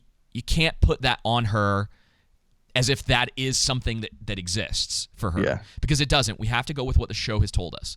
So Galadriel, sure, she is a competent fighter, is what the show's trying to tell us, despite the fact when certain clips happen where, she fights off those guards in the last episode, but they basically all just walk into the prison for her. She clearly is not a good teacher and a good leader, because if she was... The elves that were helping her when they got attacked by the troll in the first episode would have done more than just stand around. So with she that needed to in spend mind, more time training them to go on this, quest to fight the most powerful foe in Middle Earth at the time in Sauron. Yes. So, dude, I can't wait. I can't wait for that battle scene. I can't wait. I can't wait. Galadriel is Sauron. That's the other theory. Oh, I hope. Yeah. Well, I hope so. She sure is helping him out. Yeah. And they're trying to make it out as if, like, oh, wow, she's like, look how smug she is after saying, like... Yeah. Anyway, so basically they get told that if any of them can put a mark on her, draw blood. Was it draw blood was the exact words? And then you get promoted. Even though that doesn't happen, and they do it anyway. Yeah. Let's see. Anyone? No, he got promoted to lieutenant. Yeah, I know. Oh, we will see who can score flesh, right? Which in my mind is, if you actually cut me, draw blood, anyone that does, I will promote. Okay? So everyone's like, oh, yeah, promotion. Oh, this will be so cool to see. So Isildur's buddy, whose name starts with a V, Valendil, is that right? Yeah, something like that. So he goes up and, she's just, she does her little matrix move. Yeah. Wait, let's see if I'm going to slow this down a little bit. Goes. whoop, and whoop again. Yeah, it's so cool, dude. They're editing. There it is. You can kind of see it there. He goes. Lots of cuts in this little section. Yeah. So yeah, they're doing their bad whole thing. Sword fighting display. She's like, and this is the thing. It's like she taught them one move, and then it's like go. Yeah, and it's like, and oh, now look she's how teaching them as she's going. Like, hey, fighting orcs is more about your feet and your footwork. You're fighting them with your footwork, so you can outmaneuver them. Enjoy that, but I would have thought that would have been something that you say rather than, hey, stab him in the middle. This entire thing is set up just to show how cool she is. Yeah, look at his. This little spot with Elendil, where he sits down on this thing because he's so impressed by her. That's it. It has nothing to do with training these kids. I know the Numenorians are tall and strong, like 7 feet or whatnot. Yeah. And so I understand showing, because I think Galadriel, if I remember correctly, her height is 6'4", but she just seems really short, small in the scaling. Dude, yeah. Her actress is, I think, 5'3". It just comes off as odd, but dude, maybe that's a minor nitpick. Let me know your thoughts in the comments about that. This would be like me being cast in a show as a 6-foot character. Be like, he's 6 foot. A 7-foot character. Yeah, well, he's 6 foot and everyone's taller than me. It just doesn't show proportion-wise. Same thing with the dwarves that I have a problem with. Their scaling is comical. All right, and so she's trying to, quote-unquote, teach them. I don't know. I'm not, like, it's choreography. It's she keeps doing this stuff where, like, these guys are dumb. I mean, why are you charging and running directly into her sword like that? Look at that. He swings and moves forward that quick. Well, this is my problem. Like, I understand it in the capacity that they're supposed to be untrained, but weren't these guys just sailors? Haven't they had almost 4 years of training? Wouldn't they have been taught how to fight? You would think so. You know, again, she could. They don't necessarily need to be taught how to stab. But her saying, hey, it's about your footwork when you're fighting orcs because they're really crafty and agile or something, right? And it's explaining them that. So, hey, this is how you get to know your enemy. And now I'm going to show you what I mean with Elendil or whatnot to where they can watch, because, of course, she's going to obviously outmaneuver them. And then, hey, you get that fight with Elendil, and then maybe now you do some training or something. And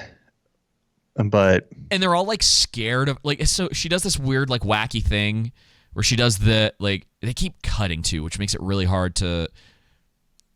Yeah, I don't very much like the editing in this scene. So she goes like up, right?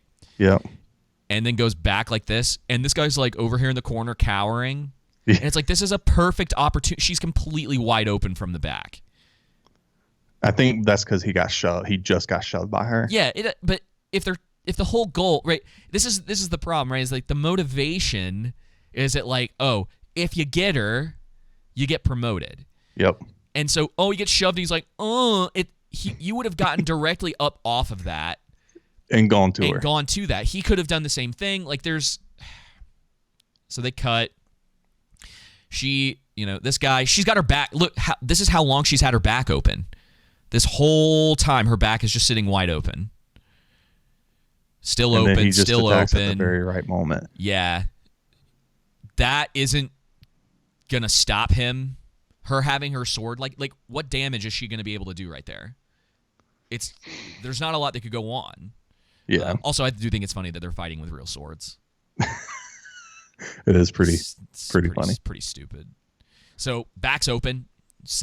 There are like 3 other people who were supposed to be fighting her in this moment. Some of them are still there, and it's really funny because people used to. It was a old trope in samurai movies, and Kill Bill makes fun of it, where when a person is fighting like a ton of people, you'll have a bunch of actors in the background like sitting there waving their swords back and forth while like one person goes to fight that person at a time. Well, like 1 or 2 maybe. And so that's basically what you're getting here. See, look at this. She's just standing there. Okay, so you have And then she taps him on the butt. How long is this going on? Okay, so she gets, where's this girl? Okay, she gets pushed right here, right? Yeah. That girl, this one. Yeah, which shouldn't take much time to reset. She is there. She whiffed, right? Yeah, I don't. It's blocked. I'm gonna play just a little bit of this. I'm only just do it for about 5 seconds if I can. Okay. Boom. Look how much time has passed. And she's just looking. The chick on the left is just still looking at the wall. This guy in the back too, right here. What's this guy doing? Who's he fighting? Her back is still turned to them. There are at least Isildur's friend, the girl, and that other guy are all back here. Yep, there's 5 of them. All right, still right and there. then she taps him on the butt, which I don't necessarily have a problem with. She's supposed to be more experienced. Okay, whatever. What is Isildur's buddy doing over here? He's not even. What is the girl doing right here? This is what I'm saying. She has, the two of them have, before he hits her on the butt, right? Sword is right up next to that guy. No react. I don't care, elf, human, whatever the case may be. No way she's able to do that. Yeah. Should have been over right there. None of them do anything. They're just standing there. And Isildur comes to mope around. She blocks all 3 of them. Okay, so let's look at this. Who's in this shot now? They've just completely edited this. Yeah. And it's pretty much just more of this same thing. Oh, look at this. So she was standing right behind her, right? Like over here. And now she's over here. She's way over here. Oh, man. Yeah, this is not done very well, y'all. No one's behind her back, by the way, now. Except for maybe Isildur's buddy, which she just deflects, and yeah, he's the only one that was behind her.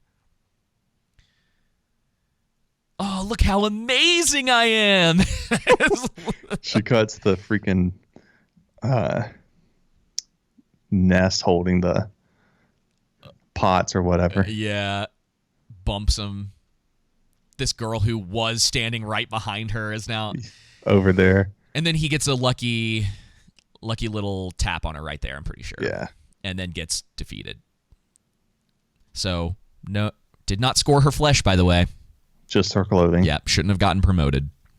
Because let's be real, when we see her armor later on, which we'll talk about, that wouldn't have done anything to her. And then this next scene is just pretty much useless. It's just, hey. They're all like, yay! Yay! Yeah.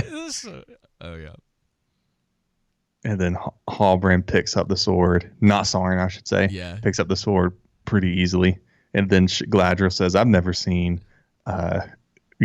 Smithy be able to do that. Well, it's so funny, though, because in my mind, I was kind of like, well, I don't know. Like, if I was a blacksmith... I didn't know how to pick up a sword. Or, like, maybe I'd try to figure out some, like, fancy tricks. Yeah. To do stuff like that to impress people. Maybe that's just me. He has been established to be a very good blacksmith. Yeah. So I don't know. I get what they're doing though. It's just like, oh, he's not really. They're trying to be like, oh, he's Aragorn. And it's like he's not really who you think he is. Yeah. It's so dumb. All right. And then we get this scene with Farazon, which I think I think out of all the characters in the show, he's got motivations. Captures the screen the best. Mm-hmm. He has stakes in why they're going south. Yep. His acting is like kind of hit or miss for me. Yeah. I like his acting. I think it works for me. This is probably the most competently written moment between two characters in the show. I agree. Between him and Kevin. In this episode, I think we've mentioned in the past that during the 3rd and during the 4th, they're seen together, despite it not really meaning anything for the show. Mm-hmm. That at least that was pretty well acted. Got that going on for it. Yeah, and here's a minor critique on this part of the show is I guess salt is valuable because he says I wouldn't, give up all the salt in the sea for not going here to establish this vassal kingdom, right? And again, it's a minor critique, but it goes back to these idioms like, building the culture and understanding. Like, so we're assuming, not a big deal, minor critique of, okay, salt must be really important to the Numenorians. Sure. It must be an important trade and mineral for them, or not even mineral, even though they're like an isolationist colony. Yes. But his motivation makes sense, that it's like, if they're isolationist, he doesn't want to be that anymore, and he wants to open trade. My guess would be to make Numenor even more prosperous. Yeah, and more powerful. To make them great, which makes sense. To make them great again. And that's pretty much, and the other thing that they do here, subtle body language, is just with his looks, he gets these people to go away. Yeah, he commands power. This works a lot better than the previous scene where like wine is coming out of nowhere and everyone, you know what I mean? Yeah. Rather than him having to say get out. Hey, I think this is probably the best scene in the entire episode. And as far as shipfaring people are concerned, his line right here where he says the trick to mastering the current is to know which way it will turn. All right. This dialogue works because it's telling the audience things that we have a contextualization for already. And it's not just, we've been shown some things, we understand, and it's important. It's not just treating the audience as dumb. Yeah. Yeah, he's playing the political game. He's playing the long game while everyone else is sort of caught up in their feelings about everything.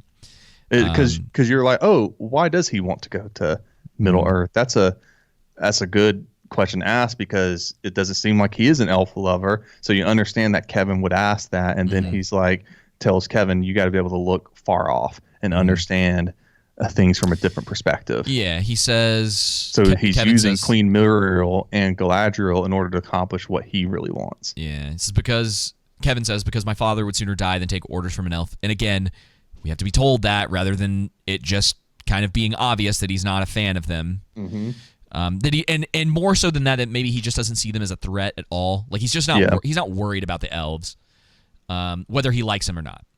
Yeah. So that was that subtle thing where he gives some people some eye language and sends them on their way. And he understands that it's like you get kind of his goal, which I think it's totally fine at this point in a conversation with someone else, where he's like, I'm going to tell you what's going on. Yeah. Because I would assume what they're trying to do is they want us to see that he cares about his son, but he also is annoyed by how ignorant his son is to the way that the world works. And so he's trying to explain this for his son to grow. So yeah, it works. And basically he wants all of these people that they're about to help to be in their debt so that they can open trade. That's the whole idea. And it's like, all right. I mean, that makes sense. Dude, it's one of those things that scene is just, wow, you guys actually did something normal. Like it doesn't just, it's not like it's an 8 out of 10, a 9 out of 10 as far as like a scene is concerned in the show. It's like, oh, you gave someone a bit of characterization. Like we understand his motives. We know like the kind of power that he holds based on the way he was looking. People. We know that people respect him from a previous episode, but it's much more subtle, and you get some interesting ideas about these two characters and their relationship based off that conversation in that scene. And it's like, wow, you did something normal. Yeah, I can't believe it. You actually wrote a scene of something dialogue competent between two characters. It's like that wasn't forced. That the audience is there with you trying to learn. That the audience doesn't already know. And then this whole scene's basically a like foreshadowing of him being like, "Don't go to Middle Earth." Yep, and that's it's not what you think. Yeah, because Sauron, I'm assuming, is manipulating the entire situation. Yeah, even though we don't officially know who Sauron is yet. Yeah. Listen, most of the rumors that I've heard have been proven correct. Like people giving very specific before this episode came out, saying the girl's gonna the girl hobbit, the girl Sam Hobbit is going to sing a song. Galadriel's gonna wield 2 swords. She's gonna wield 2 swords and fight off a bunch of Numenorians. Who Sauron is probably shouldn't be in debate. Yeah. Unless I doubt they've done this, unless they've done some clever editing to keep that mystery going longer. And they think that unless they're going to portray Halbrand as more of one of the Nazgul eventually, yeah, maybe. Yeah. I don't know. I just see it as Sauron for right now. All right. Oh God, more Hobbit stuff. Oh, we can call the scene part. Nori is stupid and understands nothing. Yeah. Okay. She just sticks her, or no, I think she's trying to get his hand out of there, even though she clearly tells he's doing something. Yeah, it's like you've seen this guy do things that you don't understand before. Like, why would this be any different? Yeah. Why are you now worried about him? And so she touches him for whatever reason. For some reason. And then when it finally breaks, she gets flown out. And because I'm assuming he's trying to heal himself for whatever reason. Yeah, it's definitely what he was doing. And then she freaks out and runs away from him. And that's the end of the Harfoots for this episode. Yay! And finally. Right? I think we're done with them. Yeah. Okay. So we're now getting into some of the stuff with the elves and the dwarves. Again, this is where I come back and I say, if you're not going to, why do an adaptation if you're just not going to stick to anything? So the tension between the dwarves and the elves doesn't make any sense. Maybe it would if we actually understood their relationship more and got more context for it. And I think the reason is they don't is because they're relying on the audience to know outside material, such as already seen, the Hobbit movies or the books or something like that, rather than having to do it in the show. Think about all the context that we're getting. Well, not context, but like all the comments. That's what I meant to say. All the comments that we're getting outside of this, where people are going, well, in the books, this is like this, or this is this, da da da da. And then the question I'm always like is like, where's the show telling us that? It's like, exactly. And that's my point about the idiisms too, right? Yeah. The culture, like, where is this coming from? This is the thing. Why make Gil-galad out to be a jerk who's just a conniving, scheming liar and ask someone to break their oath? Why make Durin lie about a stone that honors their dead to another king? Hey, you know. Oh yeah. So with the stone thing, so do you want to explain that part of the scene, and then because I have something I want to mention about it because it. Yeah. So basically, Durin's like, says to the king, accuses him of saying, "Hey, this table's being used in an obscene way because this stone is what we encase our dead in, that we honor them with, so on and so forth," ends up just being a lie in the end. Yes. And how do the elves not know that he's lying? They have this table. They have to have known where where it came from. And then not only that, David, in the later scene when we get them carrying them, apparently the elves no one understands pack animals. Like, it's just the elves carrying it. It's like so dumb. Dude. It's all 500 for a to joke. 1,000. I think it's around like 600, 700, 800 miles. Rayon to Khazad-dûm. Oh no! It's just a hop, skip, and a jump away, Joseph. Linden to Moria. They hop on the red line, and the map takes them over to Khazad-dûm. That's all. The elves are just going to carry them all the way there. Also, the posture of the elven ladies in this scene is. Why are they still wearing these helmets? And the scaling of the dwarves just seem very comical. That's really what I have to say about this plot. This point. And the next scene with Durin and Elrond is all for a joke. Yep. It is all set up for Marvel a writing. joke. We can't have real tension. But yeah, adult stakes involved, mature dialogue. The elves should have known. Like, it bugs me because again, we're talking about creatures, a race of creatures that is thousands of years old. Yeah. They have I can't remember the exact term that Galadriel uses. I think it's in episode 1. Mm-hmm. They have lore masters. They have people who are keeping track of everything going on in Middle Earth. And you're telling me that this dwarf fooled these elves about a piece of stone that's in the elves' domain. I thought the scene was going to go somewhere. It's like, oh, well, your great-great-great-grandfather gave this to us. Yeah. And, and some sort of like connecting piece of, okay, they tell him about that. Maybe the elves decide to give it back to Durin as an offering of peace between the two races. Yep. There's so many things that you could have done with this instead of just setting up a stupid joke. Yep, that's all it was. Oh my gosh. Marvel writing. Is there anything That's what else it from the reminded me scene? of. Yeah, they make almost. I wrote down they make Durin almost curse in a 2022 manner, where he says, "Oh, it's been known that elves take decades just to decide when to take a shh, and then it cuts off." And it's just like, oh, they do not understand Tolkien, the writers and the showrunners. Just it seems like someone went to Wikipedia and just read the notes, the Cliff Notes, or got on Cliff Notes and just read it. You know what I mean?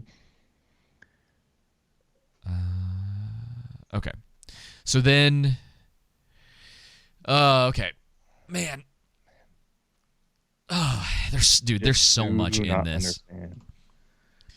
So now we get the part of the show where Elrond is essentially saying the mithril. They're digging for mithril without saying it. Yeah, but Gil-galad, and he just betrays his oath just like that. Well, yeah, essentially. but like Gil-galad isn't he doesn't understand that. Yeah, like he's like, tell me, and he goes, I made an oath not to tell, and it's like, what? If the answer was if the answer was no, why would his response be, I can't tell you because I swore an oath? And Gil-galad wouldn't pressure him either to break his oath. Yeah. It's just a complete mischaracterization of, again, another one of Tolkien's characters. And this is the thing. They're destroying Tolkien's plots, themes, spirits, characters, so on and so forth, thinking they could do a better job, and they just can't. Oh, and that's a great segue into the Song of the Roots of Hith-galrer. Yeah, they're getting the concept. I can't roll my R's. The concept is Glorfindel. The idea is it's not Glorfindel number one, but what I think they're doing is trying to portray when Glorfindel fought a Balrog, and he ended up slaying the Balrog, but he also got killed himself, but he gets reincarnated, and so hang on, this line is really funny. He asks him to tell him this piece of like Elven history. Yeah. And he says, an obscure legend regarded by most to be apocryphal. And at first you go, on first watch, you go, oh, all right, yeah, it's something that they don't. This is like the, I can't remember what it's in. Oh, okay. Sorry, I got to make an anime comparison. Okay. Just a quick one. So in Naruto, there's a lot of abilities called ninjutsu. There's other ones too, but we'll just stick with that. They have a lot of abilities that they consider to be forbidden, and yet everyone is constantly using them, and no one. It's like, oh, it's a forbidden thing. It's like, all right, it must not be that forbidden if it's just readily available for these characters to pick up. Yeah, it's a little goofy. This kind of stuff reminds me of that. It's like an obscure legend that's regarded by most as apocryphal. It's like, why would Gil-galad be like, we're going to talk about this? And this is only in there, and maybe it's supposed to be the writers having a sly thing of like, screw the lore people. Yeah. I don't know. Maybe I'm digging into it a little but too much. Even that would be weird. That's the people you want to attract to your show. You would think. Right, to defend your show. Just even that's odd. And so basically all it is this fake origin story about Mithril, and they go into this battle of what they're mimicking to be Glorfindel versus a Balrog, which is not Glorfindel, and they're trying to say, oh, hey, this elf fought this Balrog, and at the moment there is a tree between them, and lightning struck perfectly, and then that's how Mithril was created. Well, Mithril's already been mined by the elves in the First Age. It's being mined by men in Numenor because it's in Numenor, and it's in Khazad. So here's what it says. It says on one side fought an elven warrior with a heart as pure as Manwë. Remind me who Manwë is? So Manwë is the second most powerful Valar. In comparison, like Morgoth would be more powerful than him. But he knows Eru Ilúvatar, the god's heart, most closely than anyone of the other Valar. Okay. And he's the one that's often helping Gandalf with sending the eagles. Eagles. Okay. I thought that was the thing because I was like, I've heard this name, and then it's like, oh, it's because everyone keeps mentioning it with the eagles. Okay. And then he says, who poured all of his light into a tree to protect it. Not true. On the other side, a Balrog of Morgoth who channeled all of his hatred into the tree to destroy it. Amidst their duel, unending lightning ensnared the tree. Forging of their conflict a power as pure as light. A power as pure and light as good. Okay, as strong and unyielding as evil.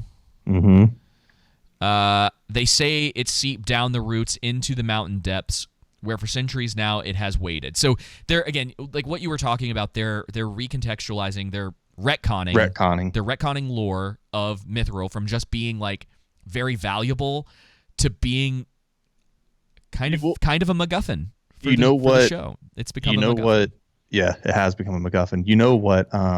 Sorry about interrupting you. No, you're fine. You're good. The theme of the Mithril, if you want to say, is supposed to be about a tragedy of greed for the dwarves, right? Right. Not something appearing to be more altruistic. Yeah. To where they're doing it on behalf of they the have to elves. save humanity It's a tragedy of greed. They delved too greedily, and then that's when they woke up the Balrog. Not because of the elves, because the elves already had it in Numenor. Had already mined it in the First Age, and so they know what it is clearly. And then the Numenorians had it, and then also you have it in Khazad-dûm, and the dwarves find it. Now, don't mind, that's what one of the Elven rings were made from, was Mithril from Celebrimbor, so that connection would make sense, but not in this way. He's going to give him that tiny piece of ore, and that's where his ring's going to come from. Yeah. That's exactly what's going to happen. The ore contains the light of the lost Cimmeril. Not true. Okay. Yeah, Not I didn't true. think so. And there's so many things that they're trying to go back to relating to Tolkien and trees. It's like, guys, come on. He says, I admit only this. I promised her never to reveal his people's secrets. Yeah, Mithril isn't tied to Elven life, and Mithril,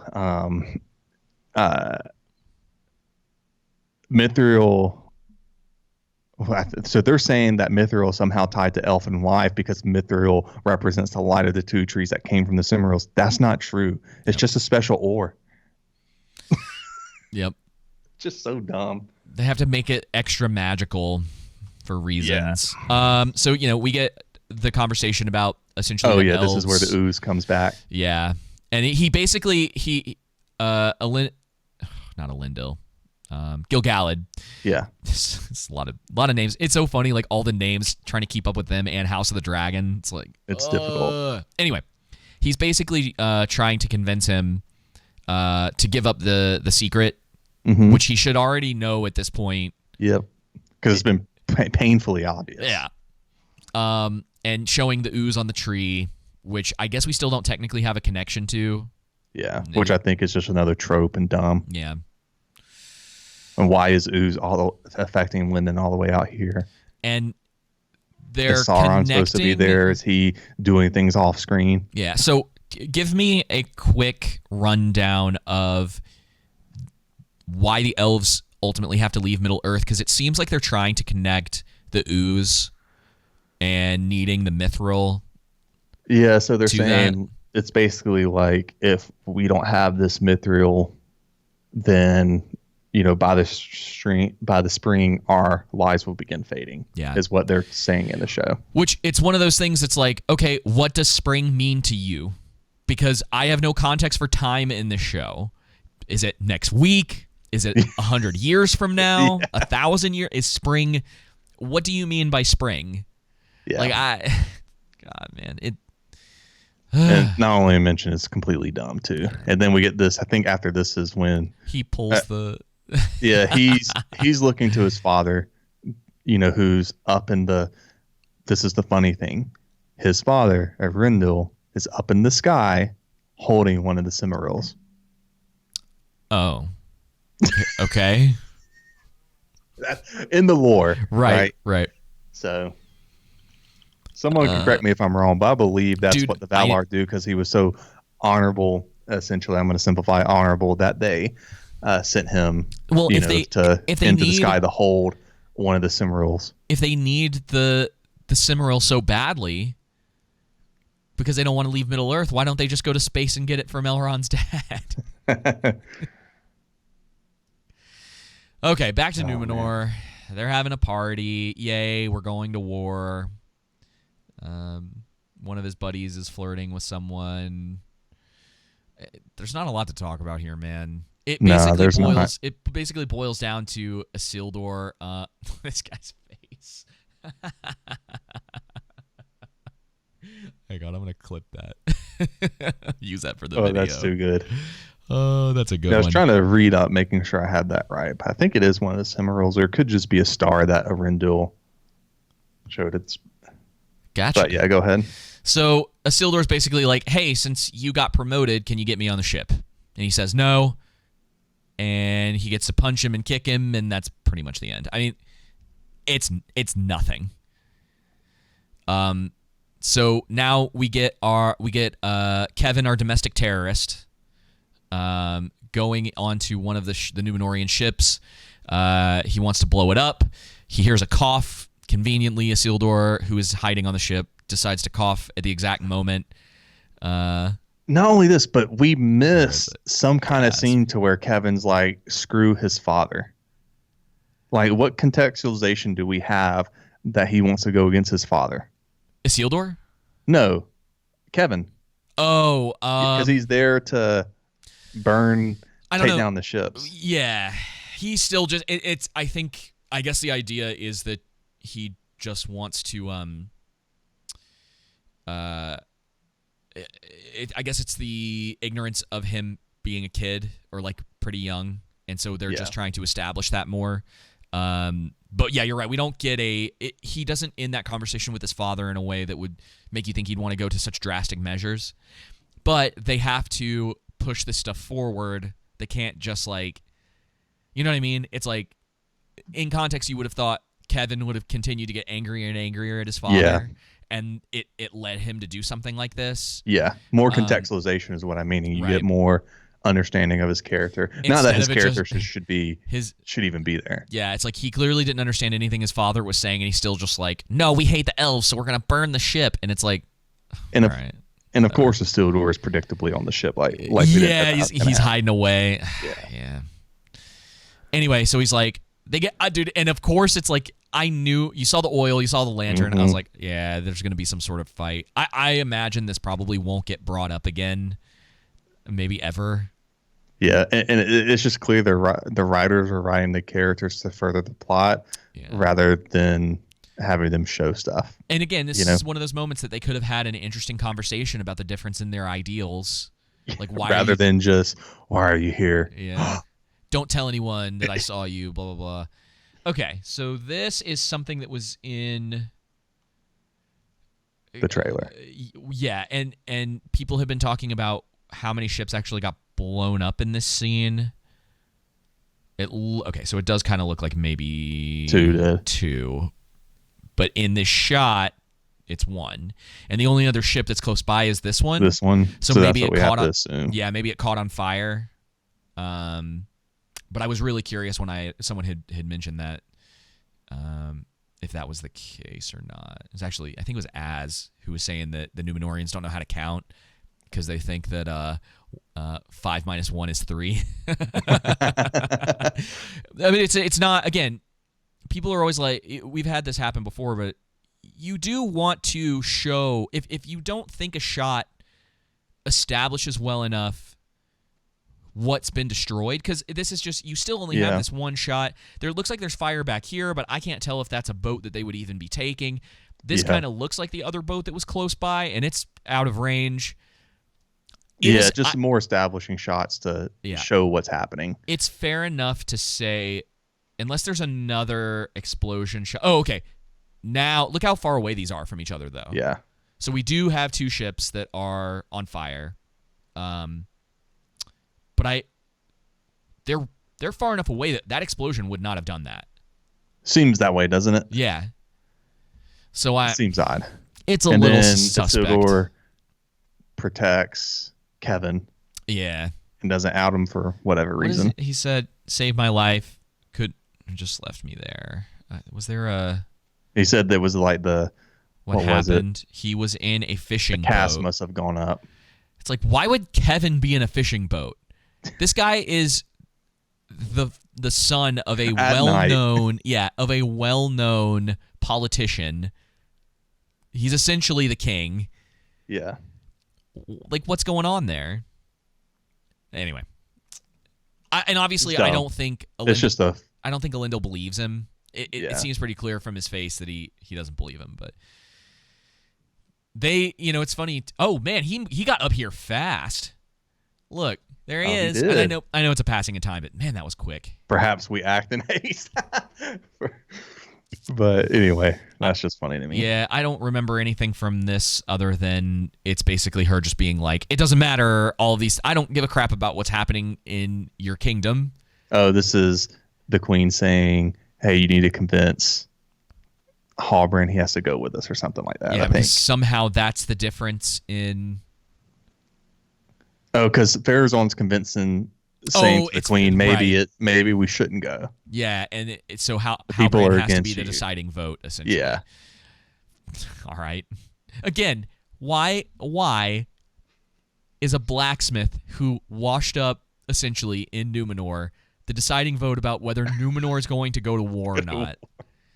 Queen Miracle's not a good leader, I can tell you that. And then we get this random scene with Celebrimbor and Elrond to where what was it? Celebrimbor. He already knows about the mithril. Already knows about the mithril? Yeah. So when did he find the mithril? I don't know.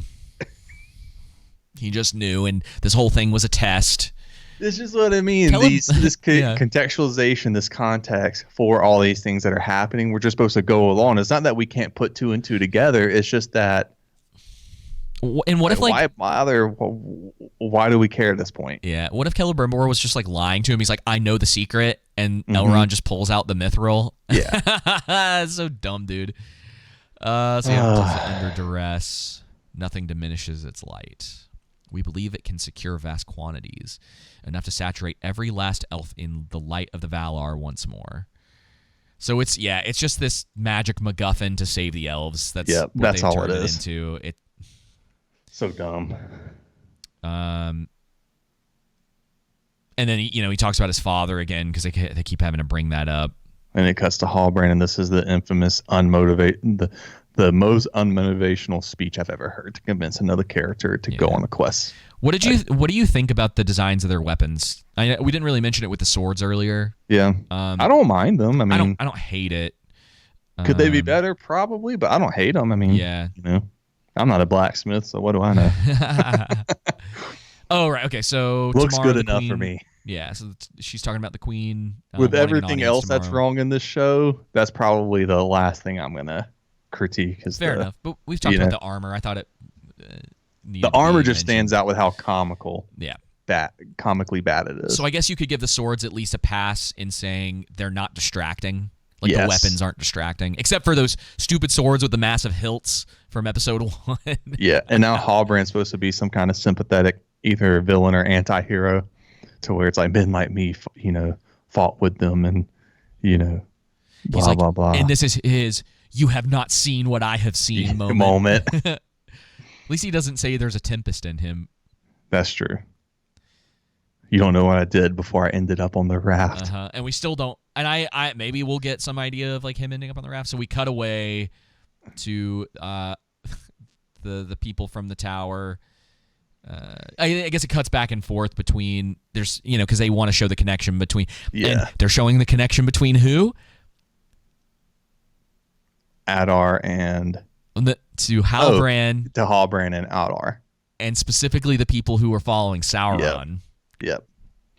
And I thought seeing the men bend the knee to the orcs is a good scene to somewhat show how the East fell, although it was pretty simplistic to Sauron. But yeah, you are right as far as showing Halbrand's connection to the people who. And then they completely take away their agency in a few minutes. Mm-hmm. That they just decided to do that. It didn't have anything to do with that. It's that they were mind controlled, basically. Yeah. Anyway, so he says, and when these people discover it, they will cast me out. It's because you're Sauron, man. Yep. Sometimes to find the light, we must first touch the darkness, of course. And there's this. What this do is you what know of darkness? This is what I find odd with this show is that they don't. It doesn't seem like they understand Tolkien's theme of evil and how it. Yes, there is this pure evil, and it does corrupt men and elves and dwarves, but it's not so much to where you can't fight against it either. Yeah, and it seems to be lacking. We heard those rumors early on that they were going to try to turn Sauron into some more. They were going to try to make him more sympathetic, and it seems like what they're doing is they wanted Halbrand, because Halbrand is Sauron. Yeah, they wanted to give you a season of him being conflicted about whether he actually wants to be the Sauron that we know of in Lord of the Rings, or if he's going to turn away from it. It's like, dude, right? We know what's going to happen. Anyway. Was there anything I think we're going to keep going because I think this is when we get something about his guild crest. This line. Mutiny against me. The company I led mutinied against me. This is what I was talking about when we first started the episode, where she still does not understand her actions led to all of that. Oh, no, wait. They're going to change her later on. That'll be her arc for the season. It's like, y'all, she needed to come to someone needed to give her an understanding, like a bit of humble pie. Yeah. It's like they could have, again, what we had talked about way earlier on in one of our earlier reviews. If they had spent more time with her team, like set her up in season 1 is her hunting for Sauron, right? If we're going to stick with that. And a big portion of that season is her going through those trials and tribulations of hunting Sauron, having to learn to be a leader, having one of her teammates be like, why are you trying to leave him behind? Why are you trying to doom one of your teammates to death here? What's wrong with you? Well, would work. What, are you going to mutiny against me? It's like, if you don't stand up and be the leader, it's like, maybe that's the best option. Maybe we leave you here to die. There's stuff that you could do to have established that, but she just doesn't get it. Yeah. And this is what we were talking about. There's nothing likable about her. Even if she's completely clueless to why they left her, or they wanted to leave her, and they're like, nothing no, we're endearing. going home. Yeah, there's nothing to attach us to her because she has one personality trait. Yep. And that's bitterness. That's it. That's it. Oh, but look how amazing she is at fighting teenagers. It's like, come on. All right. So fast forward through this, and I think... Oh, she blames Elrond for everything. Yeah. And Gil-galad. And and this is what I was talking about with evil, because they could no longer distinguish me between, Sauron. Yep. His face, dude. I know, dude. Oh my gosh, that's so kind of looks like Anatar in that scene. I need to clip this.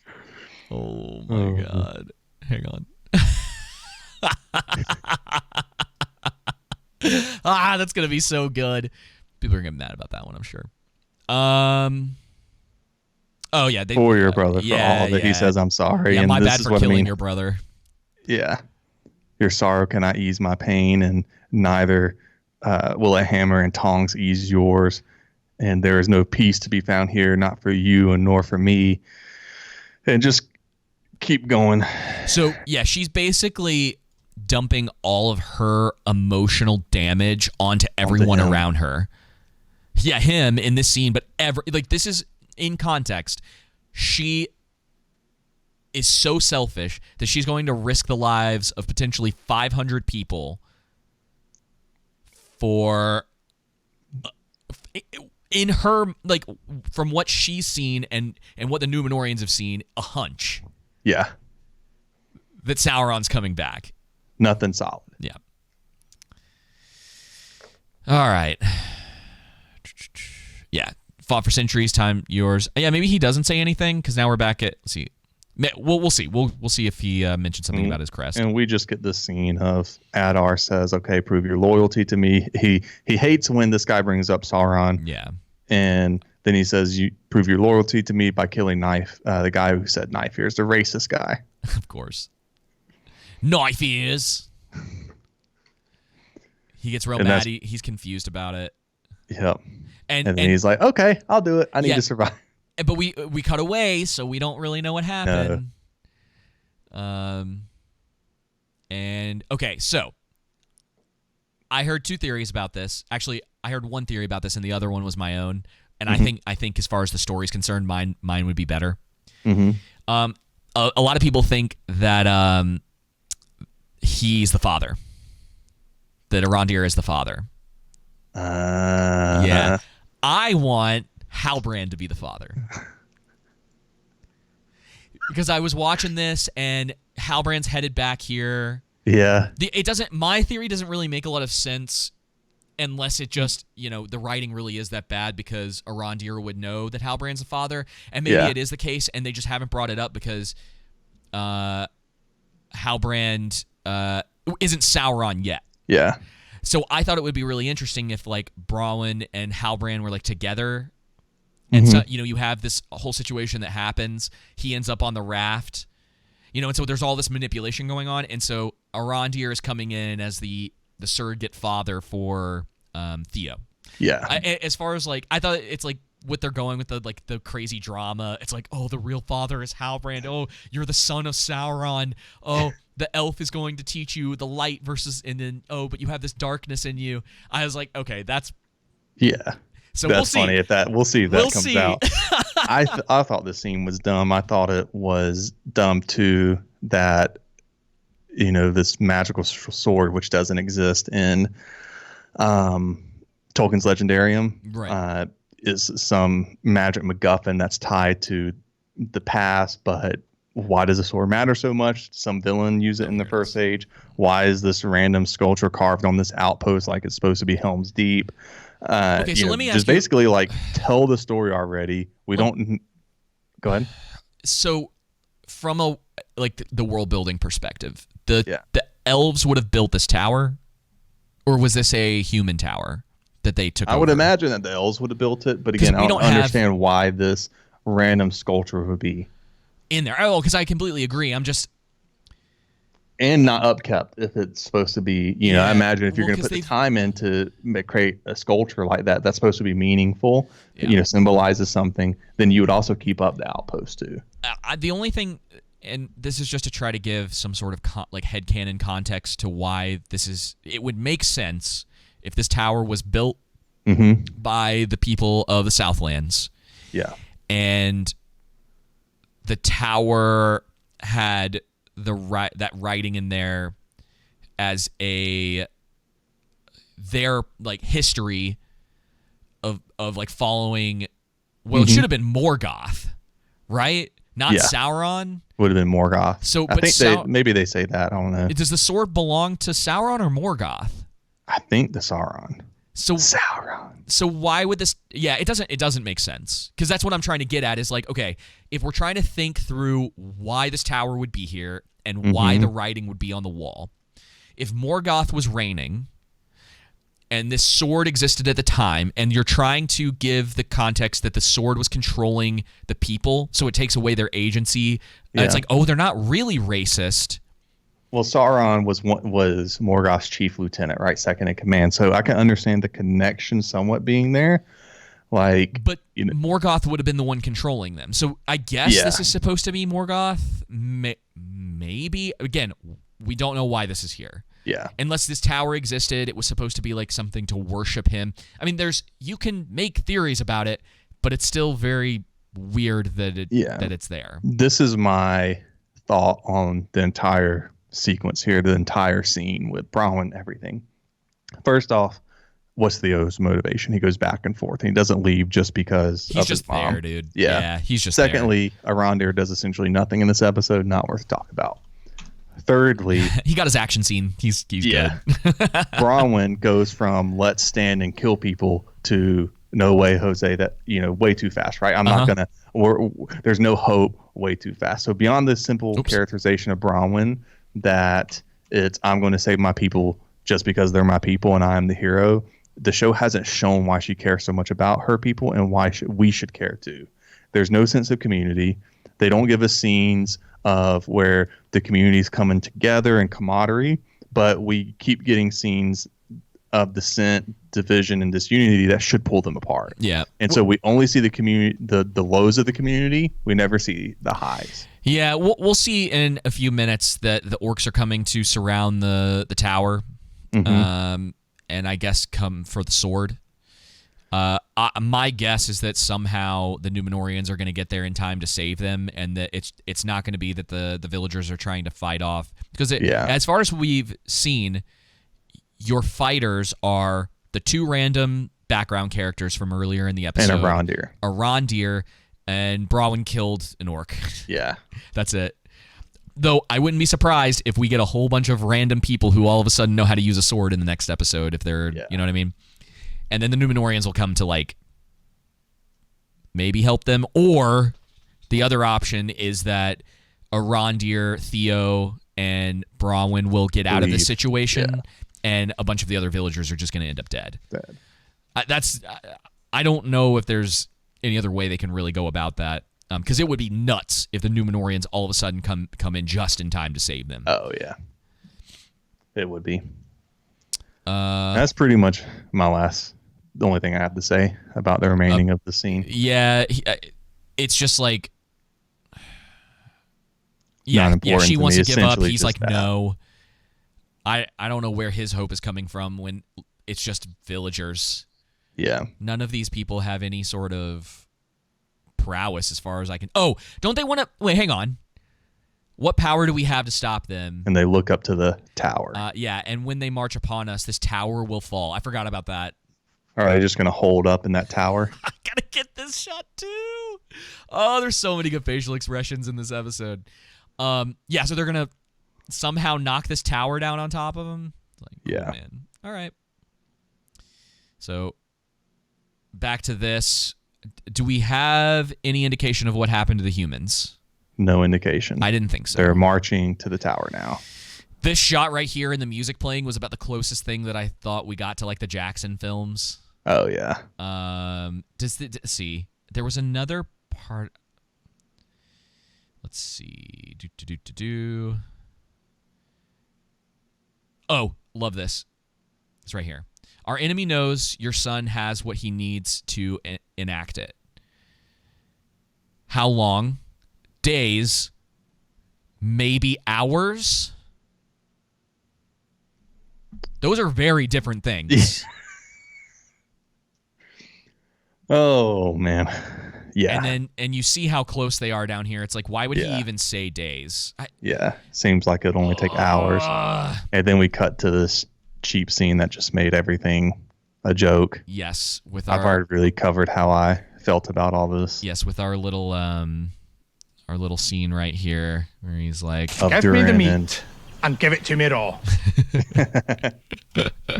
Of Durin and Elrond talking to where it ends up just being the whole table thing was a lie, and the fate of the elves is in Durin's hand. Why, why they wrote it that way? Who cares? Oh, no. Anyway, last week... Moving on. Yeah, so it's just a big joke. Yeah. And then you have Gil-galad hearing everything, and now he knows. Yeah. Why doesn't Elrond know that Gil-galad's there? Yeah. Wouldn't he be able to hear him? It was established that his eyesight and his ears are very good. You'd think that would sort of like... what am I trying to say? Like, even out? Yeah. That it'd be like, oh, I know you're here. Yep. Maybe he does. Maybe he does know. Maybe they'll say something about it next week. Laughing, and then we cut to, what is it, Numenorians is the last shot? Yeah, he's looking at... So, okay, can you... is this thing that he has in his hand, is this something that she got from the archive? I think so. I think that's some crest of, whatever house he was from, lineage, his specific lineage in the Southlands, and his, from the king's line, so to say. Yeah. And then you think like, oh, he's giving it. That's the whole idea, is that they're trying to tell you real quick, like, oh, maybe he's not going to do it. And then of course he does. You get this very like Return of the King-esque moment, Yeah. And they are trying, man, I'm telling you, they are trying their darndest to convince us that he is not a villain. Yep. Almost overly doing it, showing all it's Aragorn, not Aragorn. Yeah. Yeah. We'll see. Okay, so I know you wanted to talk about the armor, and I Yeah, think you it's a printed specifically leather armor. Yeah, this like scaly Helmets don't fit. Their armor doesn't And look like then they protect them from anything. the more part that I wanted to get to is like, okay, their armor sucks. Numenorian armor sucks. Lindil's helmet looks stupid. Oh, we have to talk about it. Look at his helmet. No. But this is the more important thing. Go to the ship part. Oh, The freaking goodness. scale armor is so dumb. The helmets don't fit right. Don't know why she cares so much. She's just like so panicked about the situation, but they haven't even gone as far as just straight up telling us why she's acting this way. Yeah. Okay, now here's the best part. Get to the ship, I'm telling you. I haven't heard anyone say this yet. His helmet. He's going to where Galadriel comes onto the boat. I'm sorry, dude. Look at this. I know. It's so stupid. Thing. It's so big. And the moob armor, and it's like everything's just poorly done. All right.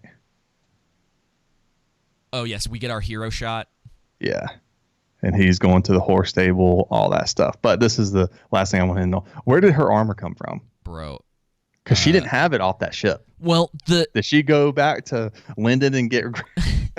did she swim down in the bottom of the ship and get it, and they just, because wasn't her armor with her on the ship? Her armor that went into Valinor? Her armor's in Valinor. But Joseph, here's one my for you. last thing I have let to me say. let me play devil's advocate. Okay. But Joseph, the Numenorians made it for her. No, that's her armor in the first show, isn't it? In the first episode. Bro, I'd have to pull up like a screenshot. I thought that would have been cool. Whoops, sorry guys. Numenorians would have, made her own armor. But I'm telling you, that's the armor she has in the first episode. I think I could be wrong on that. Let me know down below in the comments, people, if I am. I think David's looking it up here. I'm gonna look it up because I agree. I'm just gonna pull up the episode. Okay.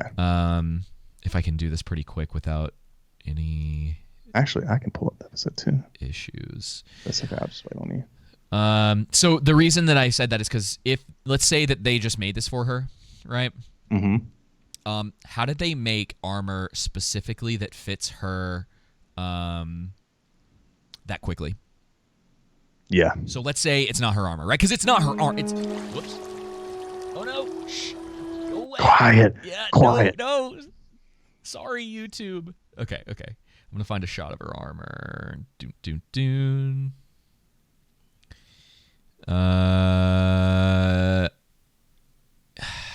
There's got to be a good shot of it in here somewhere.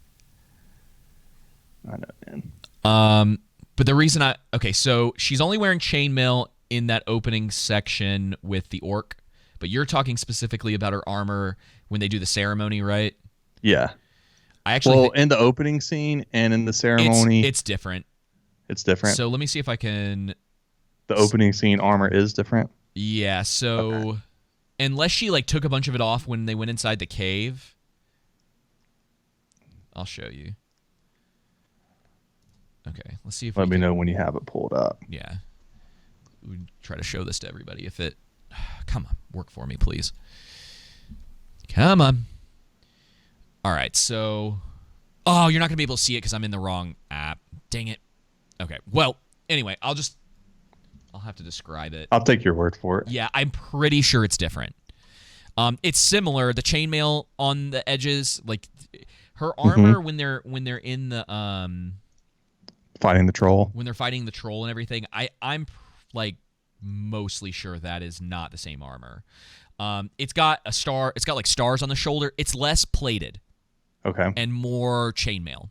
Yeah, and the stars on the shoulders are supposed to be from the Oath of Feanor, which she wouldn't wear, by the way. Yeah. That's another or breaking. Yeah, it's much more lacy is not the right term, but it's not the same. And I was just gonna check because I wanted to look at the armor she has on when she's leaving, because I know it's not. That armor looked like garbage too. I'm looking, dude, and I'm trying. I don't think it is. It's the armor they're wearing when they're on the boats too is much bigger. like it's ceremonial. Yeah. So what I'm saying is, oh, well, the Numenorians made it for her. Okay. How did they do that quickly? How did they forge armor specifically for her? Because you have to. It has to be fitted for her. For an individual. It can't all be exactly the same. It's like, how long did that take? It seems like they just kind of left pretty quick, right? She was very intent on the fact that they needed to go now. So where did this armor come from? Yeah, you are right. And I got it right here. Yeah, it's very chainmail-y in the first. And you remember, because I had mentioned this, I think, before the show had come out, or maybe it was one episode in, I thought this scene and this armor was going to be her brother's. That she was going to, like, reforge her brother's armor, and it was supposed to be the indication of, like, oh, she's now, like, fully taking up the position of fighting against Sauron in her brother's place. But I don't think that's the case. Of course, she's got her dagger with her. They haven't been showing the dagger quite as much as they were in those early episodes. And that's all I really have to say about this episode. They just look how, like, happy they are. Oh, they're like, wow, she's so amazing. Daisy. Yeah, dude, it's so fun. And that guy's helmet's so crooked. And it's the shot on Halbrand. Halbrand's so unimpressed with her, and it's the only... I can't get over this. We're finally setting... I know. We're finally setting sail for Middle Earth. Yay. Look at this thing. So dumb, man. And just the leather printed armor is just bad. It's not good. This show just isn't good. So yeah, and then after all this time, the last shot is them with some epic music finally leaving to go to Numenor. And we're finally done reviewing this horrible episode. Is there anything else that you need to say before we close this out? Because I've got nothing left. No, nothing. I know a lot of people who clearly don't agree with us. They're not going to make it this far. But hey, listen. If you think it's good, can someone out there please give me some detailed explanations as to why? Yeah. Why? It's outside of the visuals. Just visuals and certain name drops from Tolkien's canon. Because that's all I've seen. All I've seen is, oh, wow, like as someone who likes the lore, being able to see certain things or them talking about certain things was really great. It's like, but that doesn't make a good story. Yeah, and you're not being shown it either. So I just, all these people are out here, they're like, oh, I like it. I'm like, why? Give me some detail as to why. That's all I want.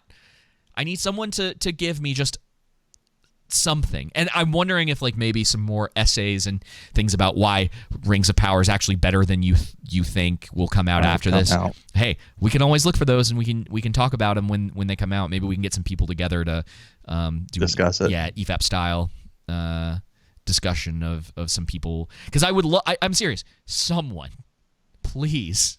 That's all I'm asking for, is for someone to give me something that we can talk about and be like, I might even be able to be like, all right, well, I can actually understand why that would be the case, like why you would think that. But I don't get it. I don't understand. Yeah. I just can't understand why people think this is good. I don't either.